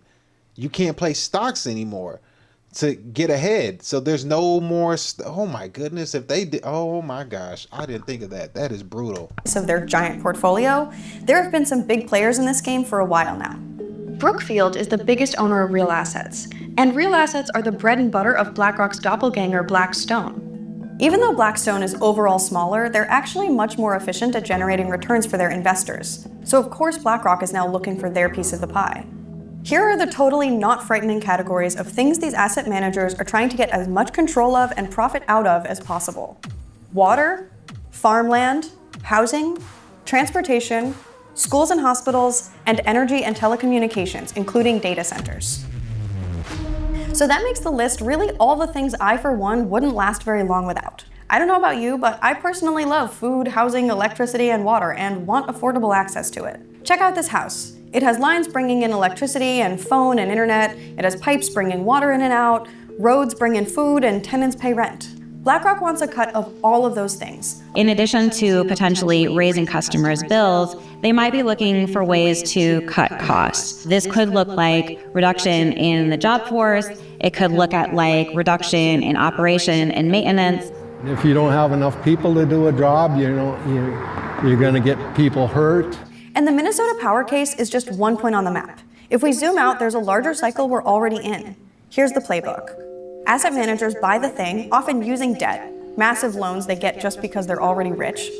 Then they run the thing as cheaply as possible for a few years and finally sell it, often to another asset manager or private equity firm, and ideally at a large profit. This is super profitable for guys like Larry Fink, but not so much for anyone who relies on the thing they bought. And there's a reason necessities like apartment buildings, water, and parking are all at the heart of this. They're things where even if you maybe kind of have a choice to use a different provider, it's logistically pretty hard or downright impossible. For Blackrock, that's basically free money. Utilities in regulated states such as Minnesota have a captive rate base. They have captive customers. Having a group of customers that have nowhere else to turn for access to electricity, that is a very attractive financial proposition. So how exactly do these deals work? They bank on you not understanding, so let's try to understand. So they basically just like buy things that are monopolized, if that makes sense. Because you can only get that service from one company. So therefore it's like, where are you gonna go when so where are you gonna go? We're gonna price you out of your electricity, water, housing, all that stuff, and we're just gonna raise the price on it. And then we're gonna trim the fat as far as the company goes and have not many people working, so we'll get more money with less people working. This is not good at all. This is brutal. And then you're just gonna price everybody out of life at the end of the day. That's what they're doing. Usually they'll set up an investment fund and give it a snazzy name like Blackrock Global Infrastructure Fund 4. And then they'll get a bunch of big companies to sign on to invest with them. The asset manager itself will invest a little bit too, just to show everyone else they have some skin in the game, but usually only between 1% and 5%. And then the investment fund, this thing they just made up like a group project for supervillains, goes and buys the thing. Investing is always about risk, but BlackRock's risk to itself is minimized because when they take out loans, they borrow against the company they're buying, not themselves. That's like if I bought a Honda Civic on a loan and then the car was in debt instead of me. And when that's a public utility, it's the customers or taxpayers even paying off that debt for them. This means you're not just paying for power or water or whatever, you're also paying off an asset manager's loan from a bank, which, if they default on, will sink the company they're buying, but not the asset manager that took out the loan in the first place. Isn't it so cool how if you or I default on our student loans or medical debt, it can ruin our lives, but if Bestie Larry, I don't know, flubs an airport and can't pay back $700 million, the captain just gets to walk away from the ship? Love that for us. Now apply this to housing and roads and tolls and everything. When this happens on a huge scale, what that means is that none of these companies exist to serve customers. They exist to maintain stuff that asset managers then own and rent back to us. And often all these resources are intertwined. One reason BlackRock wants more control over energy is something we've all been hearing a lot about lately. America's favorite rainbow copyright infringement machine. We're in the midst of an arms race for who can own the most data center infrastructure. Oh yeah, for sure. Everybody's in that race for data centers and AI. AI is coming in. Those data centers are going to be some serious money. And yeah, it's not going to be a lot of people working in them because, you know, it doesn't take that many people to run them. But it's just basically, I'm a firm believer of the Georgia Guidestones. I feel like they're going in that direction. They're going to price everybody out of life. And the opulent, the ones that they want at the top, that's going to be reduced the earth down to like 500 million people. And, you know, that's the only ones that they're going to really care about. Everybody else, they're going to look at everybody else like this right here. FYM. Fuck y'all motherfuckers, you know? That's how they're going to be moving. I mean, that's really what it's all about. And never put it past BlackRock to try to get their pound of flesh. And if this isn't already a problem in your area, buckle up. It appears that BlackRock is moving very aggressively to insert themselves at just about every angle of the supply chain when it comes to AI and data centers. And that includes everything from the data center development itself to the computer software, computer hardware, and now with this move into local utility companies, possibly even the power company that would be powering those data centers. You don't need to take Alyssa Jean's word for it. Here's BlackRock's own Larry Fink. We need energy, but we also need the last mile. We need a power line that goes from the energy source to the energy user. There's only so much BlackRock can do about that. This is really important to unlock. And if we can't unlock that, we're not going to grow. If we're not going to unlock this, it's going to be harder and harder to build out these AI data centers. It just creates a lot more burden on our state. Are we going to have the fight at the state level to try to take on these private equity trillion-dollar investors who own more than the state of Minnesota? So to come back to the literally eternal question. Trillion-dollar investors. These dudes have all the money to do whatever they want. They're going to build a global future empire of artificial intelligence. That's where this is headed. This is going straight there. They're going to build. This is basically quiet weapons for silent wars. They're building their private utopia on your backs. Your hell is their heaven. That's what they're doing. They're building their private utopia. You ain't in it. Does BlackRock own your life? Kinda. They certainly want to. And this mode of ownership provides them way more direct control and profit than stock portfolios do. It also gives them a much more direct relationship with you and your bank account. Just because your bill doesn't say BlackRock Power doesn't mean they don't get your money. The Public Works Committee over there has approved contract to work with a consultant to help us look at the feasibility of purchasing our utility assets from Superior Water, Light, and Power. I'd like to see us moving in the direction of having more ownership distributed amongst the community, but what we're moving toward is even more corporate consolidation, even more toward a monopoly model, even more toward a model where the control over this essential service is separated from our community and the decisions that are made about it are going to be out of our hands. But it doesn't have to be this way. And everybody I spoke to seemed... It doesn't have to be this way, but it's going to be this way. That's the thing. It doesn't have to be this way, but it's big bank take little bank. Your money is not going to compete with their money. I ain't even got to see the rest of it. There's nothing that you can do when the company, whoever has more money wins. That's the whole point. Whoever got more money wins. I don't care about your laws. I don't care about your policies. I don't care about your fees that you're gonna hit me with. It don't matter. If whoever has the more money, that's it. That's game. Game over. Whoever is sitting on the more, there's $1 trillion companies. Trillions of dollars. Said BlackRock had like 12.7 trillion. 12.7 trillion. Like there's nothing that a state can do. A state isn't going to do anything. They're above the state. They're above the law at this point. I mean, they say nobody's above the law, but with $12 trillion, you're above the law at this point. You could buy out your judge. You could buy out any and everybody because your money's going to take you everywhere. But shout out to More Perfect Union for making that video for sure. But as you can see, man, like they're not playing around. They're going to, dominate, as much as they can. I don't know how far they're going to take it. They're in Minnesota right now, so I don't know why they chose Minnesota. I don't understand why, but hey, I guess there's an opportunity there, and they're going to try to take full advantage of it. And that's the only thing I can think of. But BlackRock ain't playing around. They're pricing people out of life. They don't care if you live or die. That's just how they're going to play the game. Going to monopolize it. They're going to take over. They're going to sell it to their buddies in the other private equity firms or whatever, and then they're just going to wash, rinse, and repeat until the company is just like done or decimated, and there's no longer needed a company for it. Or whoever has the company can just up the rates on the people or up the rates on its customers, which are the people. And, they're just going to get richer and richer and richer and have their utopia, their private utopia here on earth, while whoever suffers the hell is going to be, your hell is going to be their heaven. And they're just going to live it out and enjoy life to the fullest. That's what they're doing.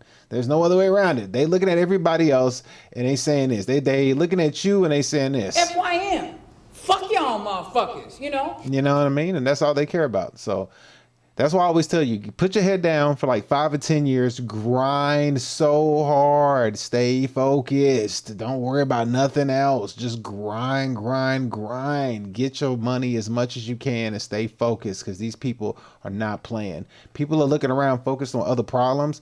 You don't need no other problems. If anybody's giving you a problem, remove them from your life completely. I don't care who it is. Mom, dad, significant other, wife, girlfriend, hell, kids at this point.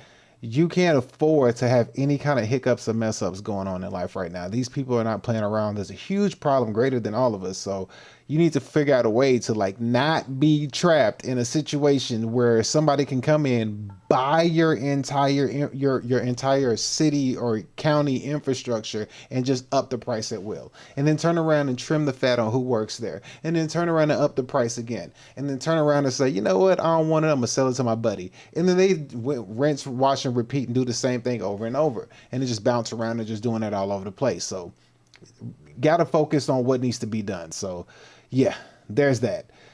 So next thing we're going to hop into is we have another video we're going to take a look at. And I chose this video because I thought, okay, if we can see what Blackrock is doing, if we look at the long view, okay, look at the long view and look how life could be if this situation pans out. Okay, now we're going to look at it from basically, we're going to look at it from a wage gap perspective. This is in China, by the way.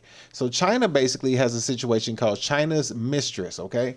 And, you know, right now, the world we live in, unfortunately, there's a huge gender divide between men and women and all that nonsense. And, you know, nobody wants to live life the natural way. Nobody wants to do things the right way. And everybody wants to be their own independent. Nobody wants kids. Nobody wants family, which I get it. It makes sense as far as how hard the economy is. But nobody wants to live with each other. Everybody wants to fight each other. And, you know, but with that being said, China has something called mistress village, and we're going to look in and see how this situation is basically going on, and see if it correlates to the trajectory that we could possibly be headed in. Because I think it has some striking similarities. We're going to take a look at it together and see exactly if China's already got the blueprint laid out for corporations or conglomerates, what happens when they dominate a society. So let's go ahead and get this video pulled up and let's take a look at this. So we have this right here, China's mistress village today, the economic slums to a widespread mistress unemployment. Huanggang Village in Shenzhen is widely recognized as a wealthy village, and it used to be famously known as the Mistress Village. Back in the day, the village was full of beautiful women. Their boyfriends were mostly businessmen, white-collar workers, and truck drivers who traveled between Hong Kong and Shenzhen. At its peak, Huanggang Village had around 50,000 mistresses. The village was packed with massage parlors, karaoke bars, nightclubs, and other places associated with the sex industry, earning it the nickname a paradise for Hong Kongers. However, in recent years, as Hong Kong's economy has declined, the once popular trend of keeping mistresses has gradually faded. Huanggang Village is separated from Hong Kong by just a river. Although it's called a village, it's essentially in the heart of the city. This village, with a history of over 700 years, is now known as one of the most affluent urban villages. The village gate is decorated with intricate dragon carvings on stone pillars, with lions standing guard in front, creating a luxurious atmosphere. Even from a distance, you can't help but marvel at the grandeur that sets it apart from other urban villages. In the 1990s, Shenzhen took advantage of its proximity to Hong Kong, leveraging special policies and incentives during China's reform and opening up era. As a result, a large number of Taiwanese, Hong Kong, and foreign enterprises came to invest and build factories in Shenzhen. With capital flowing in, many investors and business people from Taiwan and Hong Kong followed. Shenzhen, as a special economic zone and the forefront of reform, also attracted thousands of migrant workers, including many young and beautiful girls. These girls mostly came from rural areas. Some were quite simple and used to a hard life, making them easier to get along with. They carried the burden of supporting their families at a young age. At the time, wages and prices in Shenzhen were relatively low. Wealthy men from Hong Kong could spend between 4,000 to 8,000 Hong Kong dollars to keep a young woman in an urban village. All right, so we have the premise laid up. So now that we see we got wealthy men who are able to get young women at a very nice and cheap, affordable price, and these people or these women are working at this place that basically is a simple place to work at. It doesn't require much brain power or brain strength. It just requires to rinse and repeat and do the same thing over and over and over with not too much thought involved. And you got wealthy businessmen that can just come in and have their way with women at their leisure. So now we're set up the premise to see how this situation is going to pan out. So let's keep going. Soon, the trend of keeping mistresses spread throughout Shenzhen. The so-called mistress villages were residential areas where wealthy men kept their mistresses. During China's rapid economic growth, some businessmen and officials would secretly establish such homes on the outskirts of the city to hide from their wives. These urban villages became a special community and were seen as symbols of indulgent lifestyles. Huanggang Village is near the Huanggang port, which was a key crossing point between Shenzhen and Hong Kong. A certain flashy group of people regularly passed through this port. They wore large gold chains, carried bulky cell phones, and spoke Mandarin with a Hong Kong accent. They frequented the most upscale restaurants in Huanggang Village, often accompanied by young, beautiful women. As this lavish lifestyle expanded, certain residential developments in Shenzhen's Luohu district, like Yijing Garden and Jinglu Garden, became known for their high concentration of mistresses. In the mid-1990s, Shenzhen's central area shifted westward to the Futian district, and areas like Changsha Village, Shazhui Village, and Shuiwei Village became favored hotspots for Hong Kongers to hide their mistresses. Okay, so that's the mid-1990s. So the mid-90s is this has been going on. So we got the time frame down to mid-90s, and let's see how they bring us up to speed right now. So we see what's going on, and we know that economics cycles have came and went or changed over a period of time. So if they've been doing this since the 90s, now I just showed you Blackrock. How if you were to invest in 1999 in Blackrock and in at what $20, and then now it's $1,100 a stock, like you can only imagine the people who've been investing in this entire time, how much money they got. Widespread and open practice of keeping mistresses was arguably unparalleled in Chinese communities. According to Hong Kong anthropologist Professor Tan Xiaowei, by the late 1990s, 1 in 6 Hong Kong men working in mainland China had a mainland wife. Not all of these men were big bosses. Some were... Hey, they was living, okay, all right. China, I see you. Okay, all right. Ordinary workers earning tens of thousands of Hong Kong dollars per month. Hong Kong, as a port city, served not only as a central hub for economic and trade exchanges between mainland China and the West, but also as a link connecting mainland China and Taiwan.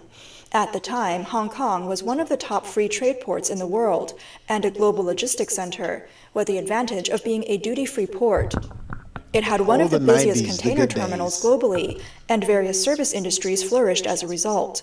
Hong Kong's container truck drivers and taxi drivers were already earning over 10,000 Hong Kong dollars a month.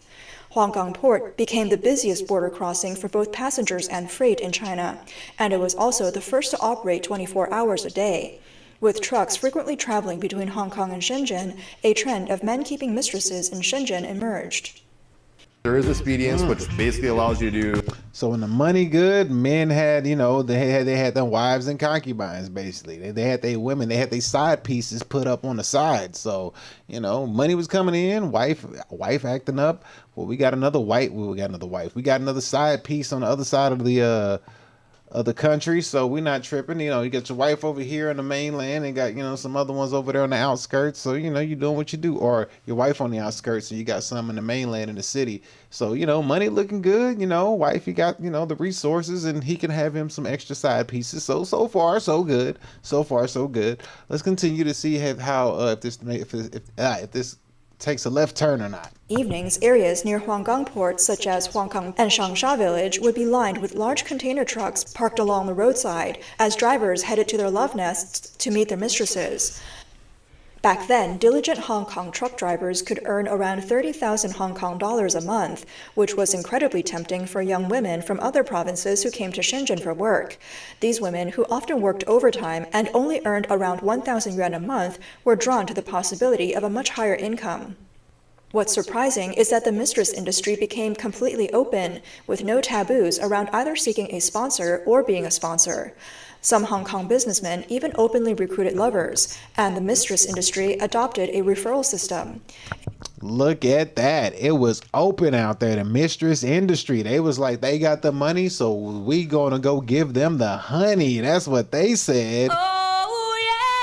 These women ain't got no problem with it. They like, hey, these men can have as many women as they want to. You know, we ain't tripping. They got the bread, then we gonna stay fed. A woman who had already become the mistress of a Hong Kong man would recommend her cousins or close friends when she knew that her lover's friends were also looking for someone in the mainland. So he would get referrals for more pieces. He got referrals for more. So the woman he had the woman would tell her cousins and friends like, hey, you know, we can all eat out for him. So, you know, all we got to do is give them a piece. Homie out there winning. These women, often matched by their hometown friends, quickly became mistresses to Hong Kong truck drivers. The men would rent a place close to the border and provide their mistresses with around 4,000 to 5,000 Hong Kong dollars a month for living expenses. Aside from waiting for the drivers to come back for a short rest, the daily routine for these women consisted of shopping, playing mahjong with their friends, and comparing who received the most money from their patrons. Not one of them was like, hey, maybe we should invest this. No, invest anything? Bruh. No, just compare money and go shopping. Yeah. Like I said, they don't use much of their brain. Many Hong Kong businessmen, especially those involved in the jewelry and clothing trades, also followed this trend and started maintaining second homes in Shenzhen. Over time, not only rural women, but also female university students. Look at that white and pink Ooh, what kind of whip is that? That bride look nice.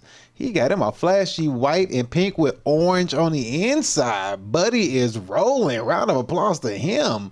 Shout out to that. Well, give him a round of applause. What's going on? Yeah.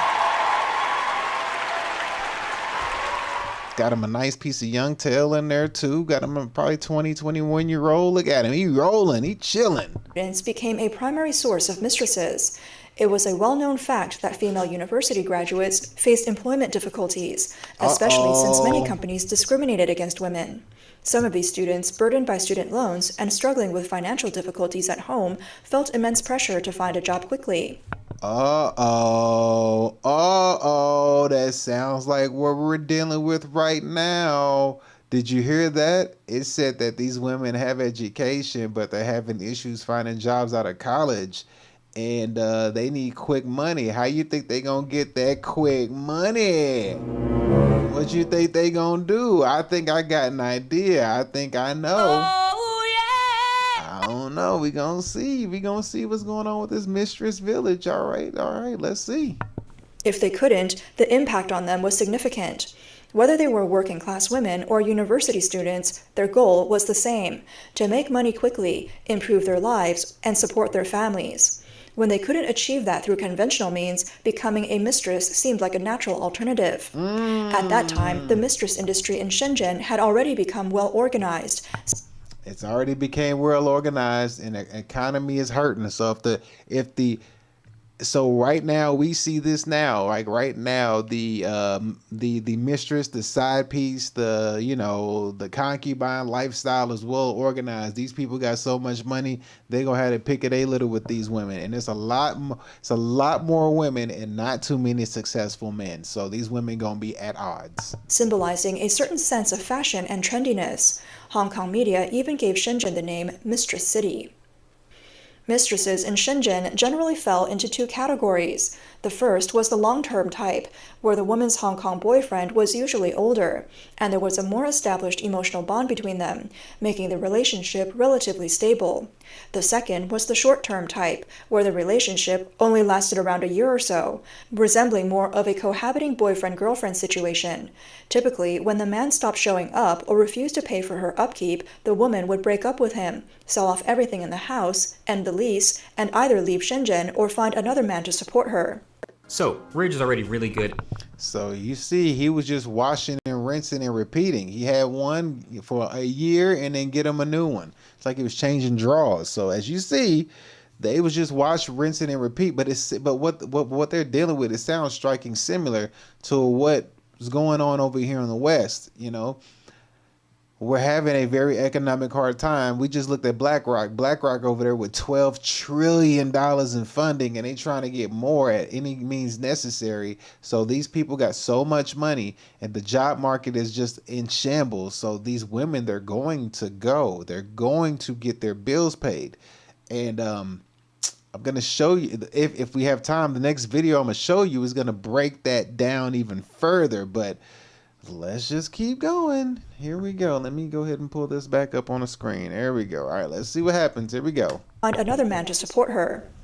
According to a report by Phoenix TV, there were as many as 50,000 mistresses in Huanggang village alone. Other areas like Bagualing, Hongui Road, and Xinzhou were also densely populated with mistresses. In other parts of Guangdong, such as Zhangmutou in Dongguan, the number of mistresses reached a peak of 120,000. It's estimated that there were at least 300,000. Look at the dude. There's the dude right there. There's the dude hopping out the whip. A peak of 120,000. There's the dude. This is the dude right here that's balling out of control. Look at this is who is taking over life and now is just running through all the women. Bruh. Look at him. I think that's his driver of security, and that's the dude right there. That's him. Bruh. That's him. It's estimated that there were at least 300,000 mistresses in Shenzhen. Many Hong Kong men chose to have their mistresses settle down in these areas, and if you talk to these women, they would all say the same thing. In a couple of years, my child's father will arrange for his Hong Kong residency. Adi, a young woman from rural Hubei, saw her allowance from her Hong Kong boyfriend increase from 8,000 yuan a month to 20,000 yuan.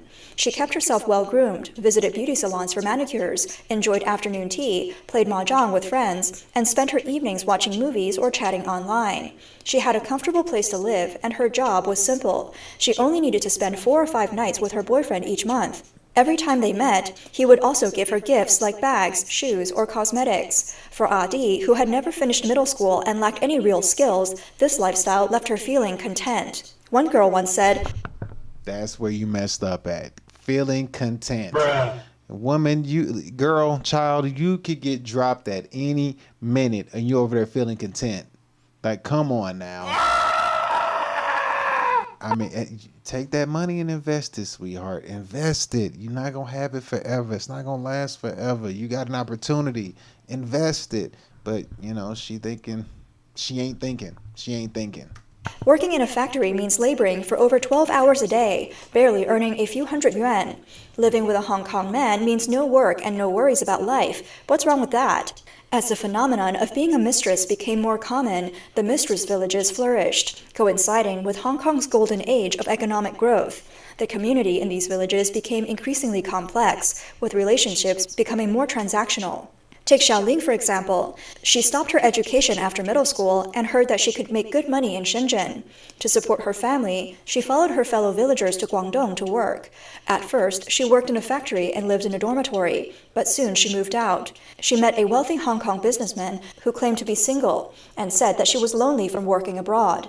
Xiaoling, young and inexperienced, fell for his sweet talk and became his mistress. Later, she found out that he had a wife and daughter in Hong Kong. Even though she realized that she had been deceived, she couldn't give up the comfortable life. The businessman promised Xiaoling that if she could give him a son, he would give her a lump sum of 300,000 yuan, a huge amount at the time. The condition was that the child would be raised by his wife in Hong Kong, and Xiaoling would not see the child again. If it were a daughter, she would receive 80,000 yuan, but the child would still go to the wife. Xiaoling accepted, reasoning that even after 10 or 20 years of hard work, she couldn't earn that kind of money. After Xiaoling gave birth to a daughter, the businessman quickly arranged to send the child to Hong Kong. It wasn't until Xiaoling experienced the pain of being separated from her child that she realized what sort of deal she made. She begged the businessman to let her keep the baby until the child's first month, but he refused and transferred the promised money to her. He also told her to disappear immediately, warning that if she continued to bother him, her reputation would be ruined. Wow, Buddy did a surrogate on her and straight told her to kick rocks. See, she was trying to renege on the deal. She tried to make a deal, and then when the feelings changed, she tried to go back and try to change the feelings. He was like, no, give my baby, and then immediately was like, get out of here, because he's like, she's already causing me problems going back on the deal that we made. I mean, whether if you're in favor of the deal or not, a deal's a deal. It is what it is. She agreed to it, which is unfortunate that she did, but wow, that's crazy. Got a surrogate out of her, sent the baby to the wife. Wow. And you see why his wife stay around. She like, I'm staying with this fool. Ling then realized that she would never see her child again, and the businessman ruthlessly abandoned her. Many women in the mistress villages had That's cold-hearted. That's cold. He had her living up for a while, made an agreement to when he knocks her up, what to do with the baby. Once the baby came, dropped her. Golly. experiences similar to Xiaoling's. Some didn't have children, but their stories often ended in sadness. After China joined the World Trade Organization, it became closer to Western countries, and the incomes in mainland China started rising. Real estate prices continued to climb, and the pressure of high costs discouraged Hong Kong men from keeping mistresses in Shenzhen. Nowadays, Hong Kong's economic growth has been dragged down by the mainland's economic slowdown and tensions between China and the U.S. Foreign investments in Hong Kong are rapidly withdrawing, and Hong Kong's status as an international financial center continues to decline. Former mistresses either sell off their possessions and look for other wealthy men to support them, or return to the workplace. They are like a form of property attached to their patrons, always at risk of being discarded. One woman who had been a mistress to 4 different Hong Kong men said, "Now Hong Kong men have no conscience when it comes to mistresses. Because of the economic downturn, they don't offer lifelong support anymore. It's become more like a monthly rental arrangement." And that is where we are headed in the West. Did you hear that? Did you hear that? They said Hong Kong men don't believe in they don't care about the long-term mistress anymore. They said they gonna change these women out like they changing their draws every month. Every month they switching them out. Let's hear it again. Let's hear it again. Always at risk of being discarded. One woman who had been a mistress to 4 different Hong Kong men said, "Now Hong Kong men have no conscience when it comes to mistresses. Because of the economic downturn, they don't offer lifelong support anymore. It's become more like a monthly rental arrangement." Because of the economic downturn, they don't care about mistresses no more. They like, we can switch these broads out every month, every 2 weeks, every week because of the economic downturn. We can switch these women out like it ain't nothing. Like it ain't nothing. We could just switch them out, swap. That's crazy. The economic downturn is brutal. In recent years, you hardly see Hong Kong drivers in Huanggang anymore. Industry insiders say that Hong Kong drivers can no longer afford to spend money in the mainland. Their annual income has dropped to around 200,000 Hong Kong dollars, which doesn't match the rising cost of living. It's hard enough for them to visit their mistresses twice a month, given they spend over 12 hours a day on the road. Many rely on garlic to stay awake just to maintain their income. Many rely on garlic just to stay awake. Garlic keeps you awake? I was not aware of that. Garlic can keep you awake. I'm going to have to try some garlic right now and see if it works. Interesting. Very interesting. But as you can see, that you're seeing the regular working class guy, he's having issues with finances. The regular working class man is having issue with finances, that he can't go out and have fun with the women at his leisure like he used to. So now, basically, the 2-tier wage gap or the 2-tier lifestyle now, rich have and have nots, the women can't just be making money off of the regular men anymore. They have to deal with the few higher up rich men, and the rich men are just like, swap them out. You know, I don't want the same chick twice, just going through them. And the economy for the regular working man is getting hard as heck. And that's what they're describing. They're talking about truck drivers in this case. And we're having that situation over here in the West. And, you know, the rich and the women who sell their bodies or mistresses or whatever. I'm showing this because this looks like a path that we're going down in the West. This looks like a similar path that we're going down. Whether you want to believe it or not, this path looks similar. And, you know, people want to be upset and talk about, you know, hate girls that have OnlyFans and all that stuff. But there's only going to be so many people who are going to be able to afford it. And it's not going to be a lot. You know, it's not going to be a lot. So this economic downturn is going to hit everybody, and it's going to give the few a lot and the many to have nothing but peanuts to pick from. But what she's explaining sounds similar. But let's continue. Let's finish up this video. Hong Kong's truck drivers are just one example of industries that were once thriving but have now fallen into decline. Today, Hong Kong Village has lost its former bustle. If you walk around asking about mistresses, only the older generation still remembers the old stories. Most people have forgotten the secrets of the past. Standing at the archway of Hong Kong Village and looking out, the streets are now filled with busy office workers. The mistress village has become a thing of the past. Economic factors have played a role in the rise and fall of the mistress villages. Among Hong Kong's economic decline, Shenzhen's mistress villages are gradually being swept away by the tides of change. One could say that while Hong Kong is in decline, Shenzhen's future may not be so different. The cost of maintaining a mistress is far beyond the reach of ordinary people. However, for China's corrupt officials and wealthy individuals, it's not an issue. In fact, even across the ocean in Los Angeles, there are similar mistress villages. In the hills east of Los Angeles lies an area filled with villa-style residential neighborhoods. As you drive up the mountain roads, you'll see rows upon rows of mansions, surrounded by vibrant gardens. This is Roland Heights. It's said that wealthy Chinese businessmen and officials spend millions to buy luxury homes here under the guise of managing the villas, allowing their mistresses to live there openly. These rich and powerful men can't visit often, usually coming only once a year for 10 days to 2 weeks before returning to China. For the rest of the year, the mistresses are left alone in these grand homes. These women not only live in luxury homes and drive expensive cars, but they also have little to occupy their time. During the day, they go shopping, eat out, buy clothes, get their hair done, and visit beauty salons. This has led to the booming success of Chinese restaurants, beauty salons, clothing stores, and video shops in the Roland Heights area. In the evenings, the mistresses often gather to play cards or even stay up all night playing mahjong. The mistresses tend to share similar backgrounds, experiences, and hobbies, so they like to stick together, having plenty in common to talk about and helping each other out. As a result, they buy homes close to one another, and over time, the mistress village formed, gaining a reputation among the local Chinese community. The presence of so many mistresses can be seen at Los Angeles International Airport, where every day Chinese women are anxiously waiting at the arrival gates for flights from China.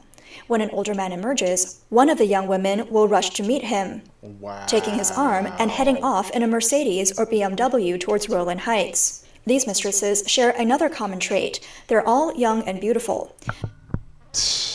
They already doing it, boy. They already on game. Golly. So it's already happening in LA. They were talking about China, but it's already going on in LA. They got their mistress, they got them put up, and I think they give their mistresses so much money that these mistresses are already able to buy their own property. So they're basically picking and choosing who they want to live the opulent lifestyle. And it's already going on. Like, this is wild. Some of them are even singers or actresses, but time catches up with everyone. Over time, some mistresses have fought with the legal wives for their husbands and succeeded in becoming the official wife. Others have remarried and become someone else's wife. For those who didn't marry or didn't want to, they sold their homes for a profit and moved into cheaper properties. In recent years, Los Angeles real estate has been booming, with prices rising year after year. These mistresses have accumulated wealth over time, and the departure of the men no longer worries them. For corrupt CCP officials... So for anybody who has ever angry as to why the economy is the way it is, there's an under market right there that they just explained. That market they just explained, and you wonder why the women don't want to deal with certain people, because they got men like this that are taking care of them, and they give them so much money that they can just go and live on their own without anyone else. Keeping mistresses has become a badge of honor, and having a mistress has even become a trend in official circles. Statistics show that 95% of corrupt officials who have been investigated had mistresses or kept second wives. 95% of them fools had mistresses or second wives. It's been happening. That was since the early 90s, but now the wage gap is so vast that every woman is gonna go for that. Not every woman, but a majority of women are gonna go for that. Like, why would they not? they're gonna go for it. And you over here wondering why women don't want to be with men. Well, it's like, look, all they got to do is just go be with some rich dude they only see like 10 days, 14 days out of the year, and then they got their whole life paid for. They ain't got to deal with nobody else. They got concubines put up, and they get paid to make enough money to buy their own stuff whenever, you know, the time changes. Or they'll turn around and try to fight the wife for the man, and, you know, try to kick the wife out of the wife position and now she becomes the wife. So yeah, there's that. So I want to show the first video with Blackrock. You see what happened with Blackrock. So when a company or whatever company conglomerate gets that much money, they're able to do things like this. And then if this turns into a global thing, which it already is, then you're going to be able to see like the regular working person way of living. It's not going to be able to compete with this, and it's going to be a all or nothing. You know what I mean? Because once somebody gets a taste of this life, they don't want to come back down to this life. They want to stay up there forever. And as long as you're an attractive woman, you're going. You are going to go. Not all of them, but what I'm saying is this is already set up. The stage is already set. It's like an episode out of Black Mirror. It's already set. You know what I mean? It's probably only going to get worse as time goes on. Because right now, some of these women are having the opportunity to marry these men and whatnot. But it's probably going to get worse. You know what I mean? It's probably going to get to the point where, you know, I don't want to say. But yeah, so as you can see, they correlate in a sense. The Blackrock story and this story, they correlate. They kind of run together. So we're kind of seeing what happens when conglomerates take over and they're able to do what they want with society. And then they get to pick and choose who's going to buy houses and homes while they drain the resources, the electricity, gas, water, lights, electricity, whatever, raise up the property taxes, all that stuff out of the very... they're going to drain the resources out of the very communities that they buy up. You know what I mean? So it's pricing people out of life and basically killing people through poverty. That's really what that is. Well, with that being said, we got one more segment of the show that we're going to go to. This will be a shorter video, but this is the AI segment of the show that we're going to dive into, ladies and gentlemen. And we need to take a look and see what's going on in the world of AI. So with that being said, let me go ahead and get our sexy AI lady to come in here and welcome us into the AI segment of the show. Let's go. Welcome to the AI segment of the show. Enjoy. All right, here we go. So now we are in the AI segment of the show. Let me make sure I get the screen refreshed. And we're going to take a look at the jobs versus the UBI. So we're looking at jobs versus UBI. We're going to see how these two things pan out. So we're practically living in a two-tier society. So we got to figure out how jobs are going to fare against UBI and what is it going to take, or how is it going to unravel potentially when UBI gets implemented. So yeah. There's that. So we're going to take a look at this video. It says the AI economy in 2030, and we're going to see how things are going to fare out. If people are going to be you know, if there's going to be enough jobs for people, and for the people who can't get jobs, are they going to be stuffed in the UBI and just live a life of, I say, perpetual servitude, you know, involuntary servitude, just straight slaves forever and ever, indefinitely. It sounds horrible to say, but when you look at the bigger picture, like that's what they're doing, and this is what it is. People don't want to believe it, but you better believe it because it's coming. So with that being said, let me pull this up on the screen. Let's watch this last video for the last segment of the show. Change the banner. Here we go. So AI economy 2030, jobs versus UBI. The numbers don't lie. Let's go. Whoops, forgot to turn up the volume. Here we go. Try that again. Let's go. The future of work isn't science fiction. It's math. McKinsey says automation could replace up to 800 million jobs by 2030. That's nearly 1 in 5 workers worldwide. But instead of guessing, we'll use 3 simple levers to map the future. Automation, how many jobs machines take. Productivity, how much more we produce per worker. And redistribution, or universal basic income, or UBI, how much income gets shared back to people. By turning these knobs, we will run 3 scenarios: base, optimistic, and stress, with differing values of those levers. After each, we'll summarize the effects on net jobs, wages, prices, work hours, and monthly UBI. You'll see how different policies and tech trends could lead to very different futures. And here's the twist. One of these scenarios may be closer than you think.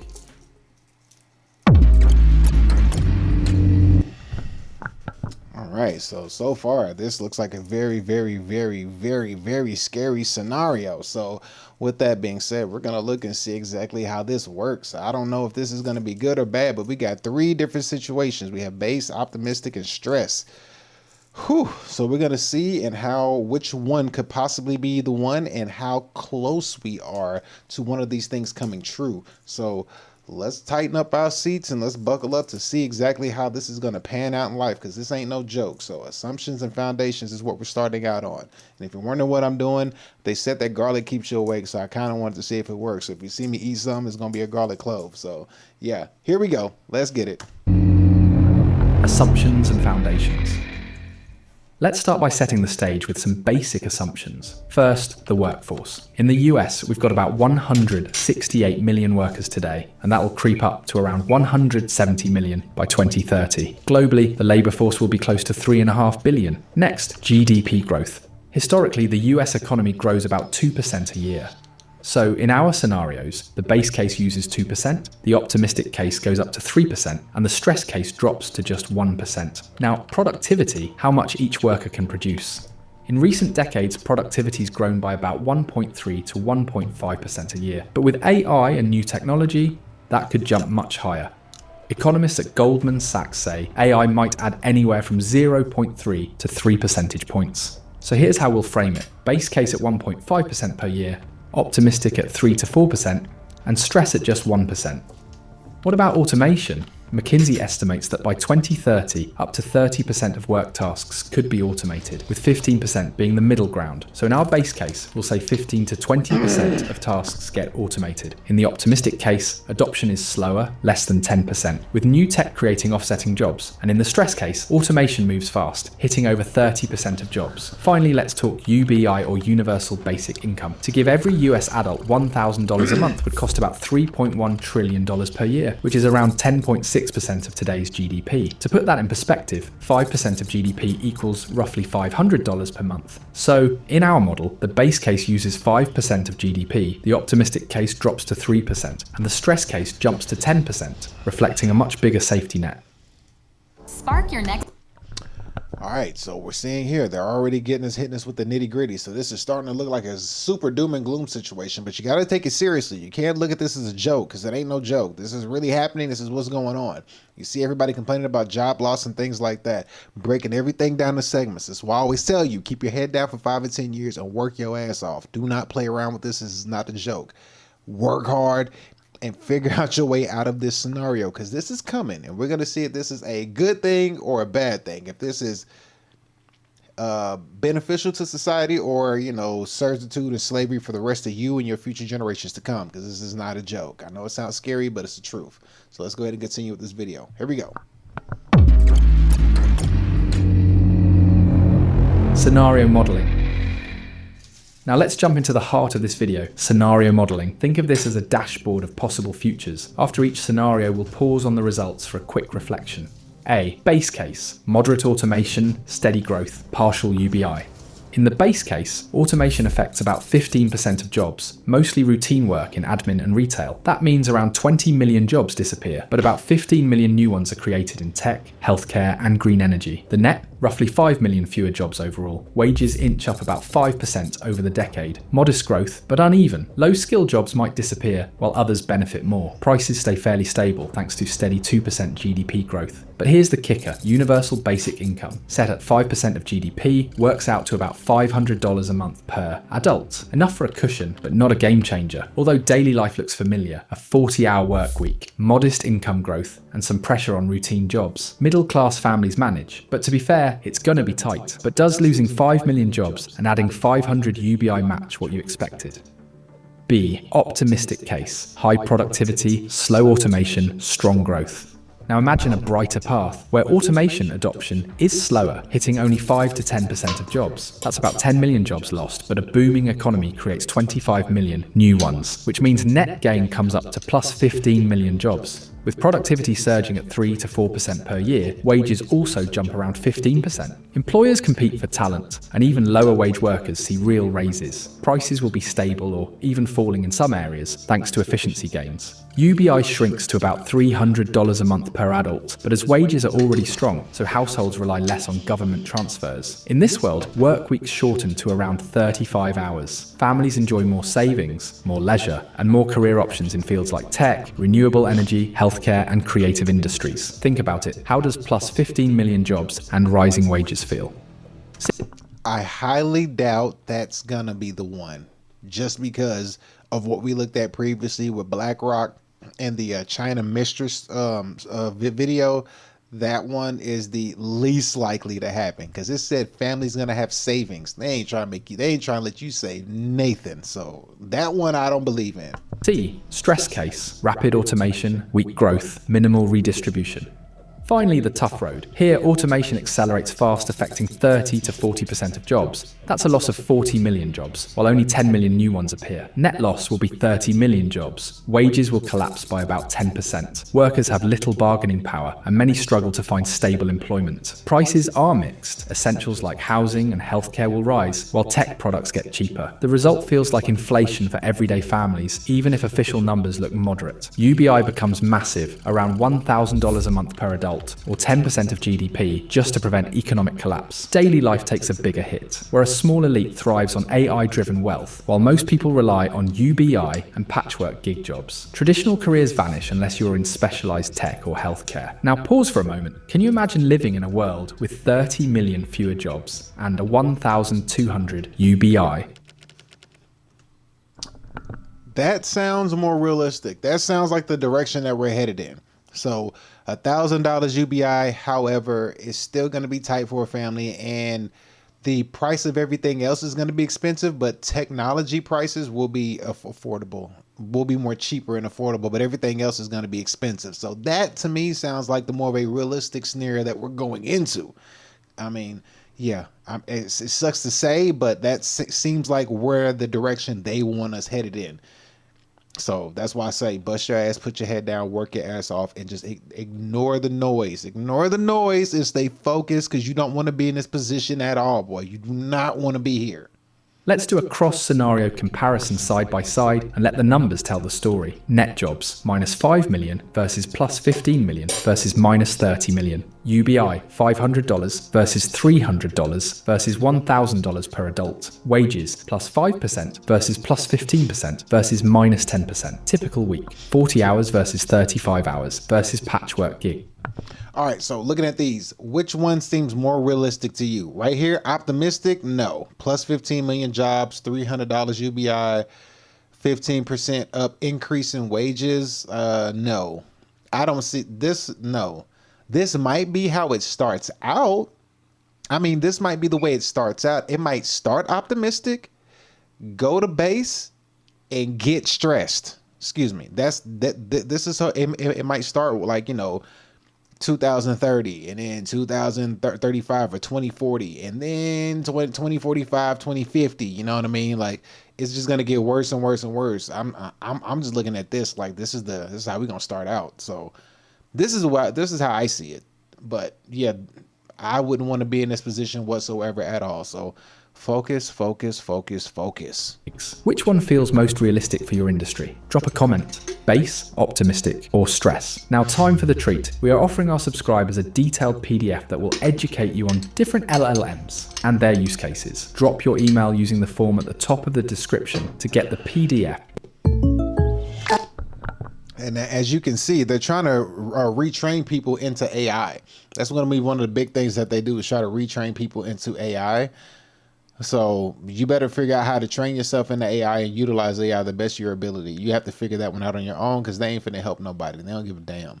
They don't care. I ain't trying to scare you. I just want you to know. Just pay attention and, move accordingly.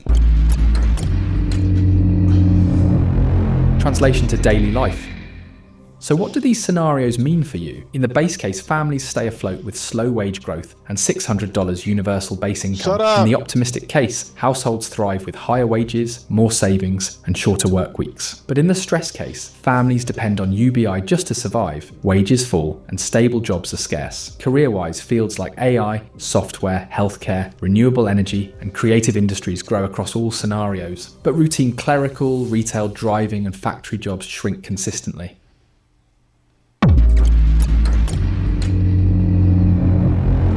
Policy trade-offs.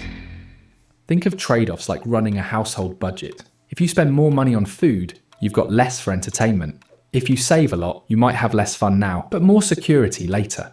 Every choice comes with a cost. The economy works the same way.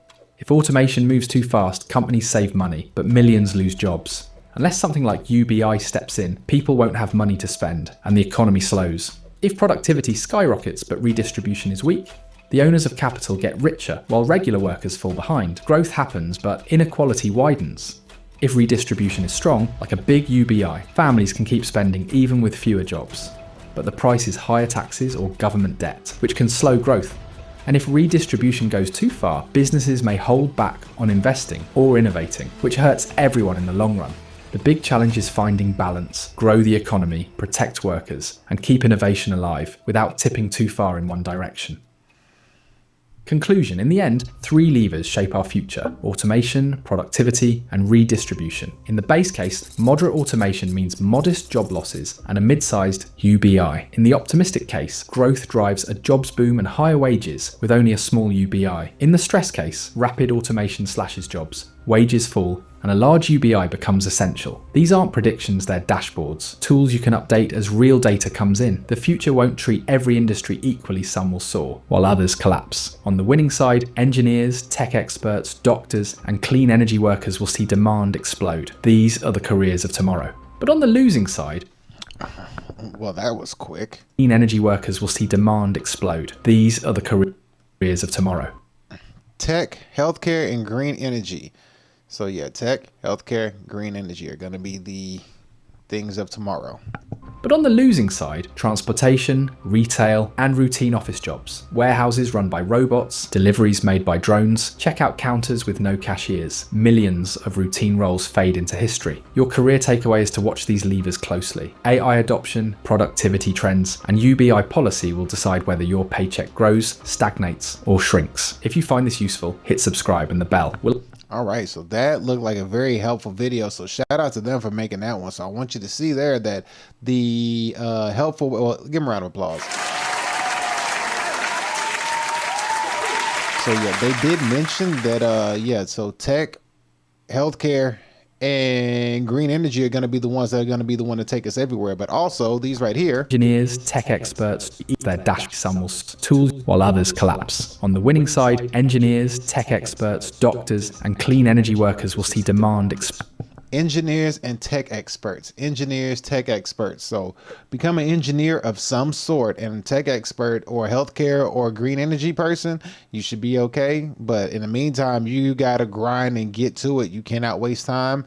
All the little entry jobs or jobs on the wayside ain't gonna get you nowhere. Right now, tech is even hard to get into at entry level. So you got to step your game up and go hard. You got to figure it out. You got to make something happen. So, man, I don't know what to tell you. It's not looking good out here. It's not looking too good out here. It's looking pretty shabby. Now, I think I do have time to play the final video. I think I have a bonus video that I want to share with you. I think I got time. Yeah, about 25 minutes. I got time. So we're going to look at the final video that I have for you. This is going to be an extra one, a little extra bonus video. So we're going to take the banner off of this one. So for this video right here, all right, so since we have everything that we have lined up, we got everything lined up. We have... first we looked at fitness for fun. Then we looked at Blackrock. Saw how Blackrock is going to be taking over the economy, or how Blackrock is taking over, how they're doing their thing. $12 trillion company or whatever. They're taking over resources and taxing people and stuff like that.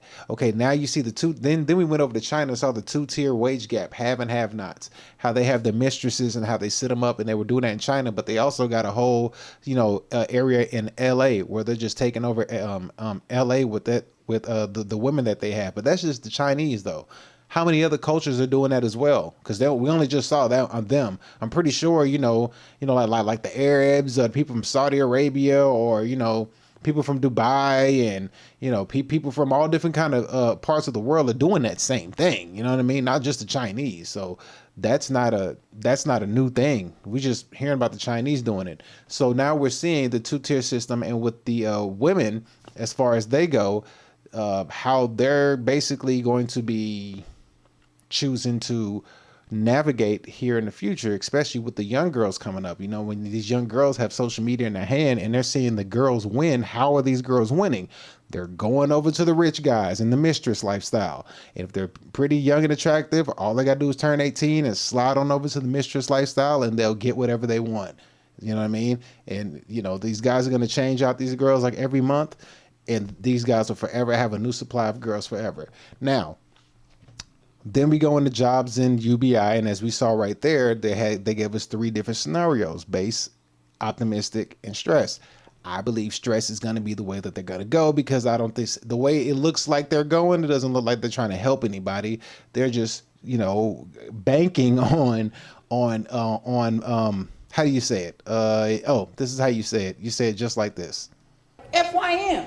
Fuck y'all motherfuckers, That's basically how they're moving. You know what I mean? They're take all from you and give it to them. That's how they see it. So now that we see how that's going, let's look at an economy, basically. And this is going to be, like I said, this is a bonus video. This is going to speak on how Rome was. So this is what the fall of Rome looks like, but it's looking at it from a female mating strategy viewpoint. So we're going to start this video, and we're going to watch this one. I'm not going to interject too much because I don't have much time. So we're going to go ahead and just take a look at this video and get this one going, okay? So let's start this video off, and let's get a good understanding. Here we go. The primal collapse, hypergamy, and the ruins of Rome. So as we see economy collapsing and stuff like that, we can see if there's any correlation with how Rome collapsed and how the United States, or how the globe is reacting. So here we go. Close your eyes for a moment. Not to the world you know now of smartphones and streaming services and relative peace, but to the world of the late 4th and 5th centuries. The air in the city of Rome is changing. It's no longer the crisp, confident air of the capital of the world. It's thick with smoke from distant villas burned by raiders. It carries the faint, sickly sweet smell of a city where the aqueducts are sometimes cut and the sewers are beginning to fail. There is a constant low-grade hum of anxiety, a vibration of uncertainty that has replaced the once unshakable Roman confidence. The legions, those magnificent engines of order that once guaranteed the Pax Romana, are a ghost of their former selves. They are stretched thin across a crumbling frontier, filled increasingly with barbarian mercenaries who have no innate loyalty to the idea of Rome, only to the silver coin and the promise of plunder. The emperor is a distant figure, not in Rome, but holed up in the more defensible fortress of Ravenna, a symbolic retreat that every citizen feels in their bones. The money is broken. The currency has been debased so many times that a coin is practically worthless, a hollow symbol of a promise that cannot be kept. This is not a sudden collapse. It is a slow, agonizing unraveling, a death by 1,000 cuts. And in this environment of escalating chaos and dwindling resources, human nature does not change. It reverts. It strips away the complex layers of culture and civility and reveals the primal core beneath. And at the heart of that primal core is the most powerful driving force in human existence, the Darwinian imperative to survive and reproduce. For women, whose biological investment in offspring is immense and irrevocable, this imperative manifests as hypergamy, the instinct to secure the best possible resources and genes for her progeny, especially in times of extreme peril. Let's make this personal. Let's make it horrifyingly real. Imagine you are Decimus, a young Roman man of the equestrian class. Your father, and his father before him were lawyers, civil servants, men of letters. Your family's wealth was not in vast land holdings, but in a beautiful home on the Caelian Hill, a library of precious scrolls, and most importantly, a reputation for integrity and loyalty to the old ways. You were raised on Cicero and Virgil. You were taught that reason, law, and civic duty were the pillars of the world. You're betrothed to Claudia, the daughter of another respectable family. You've known her since childhood. Your courtship has been proper, filled with poetry and promises of a stable future built on your burgeoning career in the civil administration. You represent the ancient virtue of Rome, the bedrock upon which the empire was built. Now let's meet another man. His name is Alaric. He's not a Roman, he's a Goth, a barbarian. He doesn't quote poetry, he carries a heavy spatha sword that has seen more blood and splintered bone than you have seen scrolls. He leads a band of hardened warriors. He smells of leather, sweat, and steel. The Kia Carnival. Okay. All right. Hold on. Here we go. This should be a short ad because I got to get through with this. We got to make sure that we see this video because this is going to put everything into perspective that we saw today. It's going to give a good understanding as to what happens when Blackstone gets too powerful. No, Blackrock. Blackrock gets too powerful and you're able to have super rich conglomerates and people live a life of luxury and turning your hell into their heaven. And then what happens with how it's going to explain the China mistress lifestyle and the mindset psychology of how this is going to work out. So let's continue. Here we go. Pull this back up. All right, let's go. He's the apex predator in a jungle that your civilized world is rapidly becoming. Now, the crisis hits. The Goths are at the gates. Actually, they are through the gates. The city is in chaos. The old structures of authority are gone. The Praetorian Guard is nowhere to be seen. It is every man, every woman for themselves. In this moment, Claudia is not thinking about Cicero. She is not contemplating the elegant arguments of Seneca on duty. Her ancient hindbrain, the part of her that has been wired over millennia of evolution, is screaming one thing and one thing only: survive. Who can guarantee that survival? You, Decimus, the scholar with soft hands and a future that no longer exists? Or him, Alaric, the man with the power to command the chaos? This is not a thought process. It is a biological calculation as cold and precise as the edge of a blade. Hypergamy is not about emotion in these moments. It is about resource acquisition in its most raw form. Safety is a resource. Food is a resource. The ability to intimidate potential threats is a resource. Decimus offers a promise based on a world that is evaporating before their eyes. Alaric offers a reality based on the terrifying new world that has arrived. This is the dark truth that the fall of Rome exposes. The loyalty that seemed so solid in times of peace and prosperity was conditional. Conditional on the man's ability to maintain his position as the superior provider and protector. The moment that ability vanishes and a more powerful option emerges, the primal programming can, and often does, override the cultivated affection. This is the war bride phenomenon, but on a civilizational scale. It's not a judgment. It's a brutal, amoral fact of biology that history has witnessed again and again. We have the testimonies, the fragmented whispers from the past that confirm this terrifying shift. The late Roman writers and historians living through the collapse were obsessed with moral decay. They didn't have the language of evolutionary psychology, but they described its effects with stunning clarity. They wrote of Roman women from noble families who actively sought out barbarian chieftains as lovers and protectors. Salvian, a priest from Marseille in the 5th century, wrote in his work On the Government of God a scathing indictment of his fellow Romans, comparing them unfavorably to the barbarians they so despised. But he also let slip a crucial detail. He speaks of Roman women of high birth who would rather have lived as married women among the barbarians than as concubines among the Romans. Think about the staggering implication of that statement. The security and status offered by a powerful barbarian in a stable, albeit foreign, social structure were preferable to the precarious and degrading position within their own collapsing society.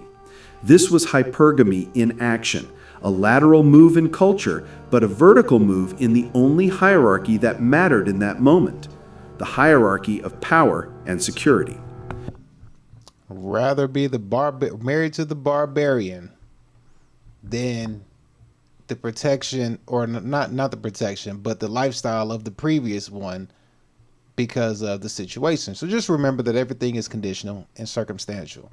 That's why I say put your head down, grind your ass off. This should give you a way to think accordingly, how to move forward through these trying times we're going to be going through, or that we're already going through.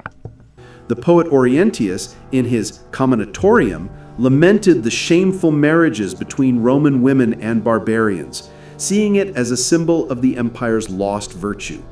But he was missing the point. It wasn't about virtue, it was about strategy. It was a survival mechanism playing out on a massive demographic scale. This is what the dry academic texts often gloss over, the raw human drama of choice under duress. It wasn't that women were inherently disloyal. It was that their loyalty was contingent on a system that could uphold its end of the bargain. When the system failed, their allegiance necessarily shifted to whatever power could fill the vacuum. This is the unsettling reality that the fall of Rome makes undeniably clear. But this shift wasn't just about the extreme moments of sack and pillage. The reorientation of female strategy began long before the walls were breached, in the gradual economic decay that made the traditional Roman male an increasingly bad bet. Here's a crazy, concrete, historical fact that will make your head spin. The Roman denarius, the dollar of the ancient world, was utterly destroyed by inflation. Under Emperor Nero, in the 1st century, the denarius was about 94% silver. By the time of Septimius Severus, around 200 AD, it was down to about 50% silver. By the reign of Gallienus in 260 AD, it was a pathetic 5% silver, a bronze coin with a silver wash. It was literally worthless. Imagine working your entire life, saving your money, building a nest egg to provide for a family, and watching the government systematically render your life's work worthless. This is what happened to the Roman middle class. The stable civil servant, the lawyer, the shopkeeper, men whose value was tied to the system's stability, saw their utility evaporate. Their ability to provide collapsed. What did this do to their attractiveness as mates? I think if you're not using the...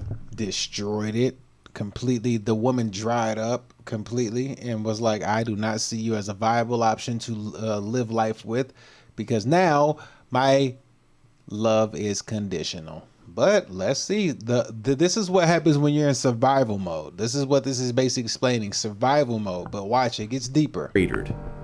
Conversely, who thrived in this environment? The military men, the provincial strongmen, the barbarian mercenary commanders whose wealth was not in currency, but in land, loot, and loyal soldiers, assets that held real value regardless of what the emperor in Rome did to the coinage. A woman choosing a mate in 350 AD wasn't just choosing a husband, she was making a bet on which version of the future would come to pass.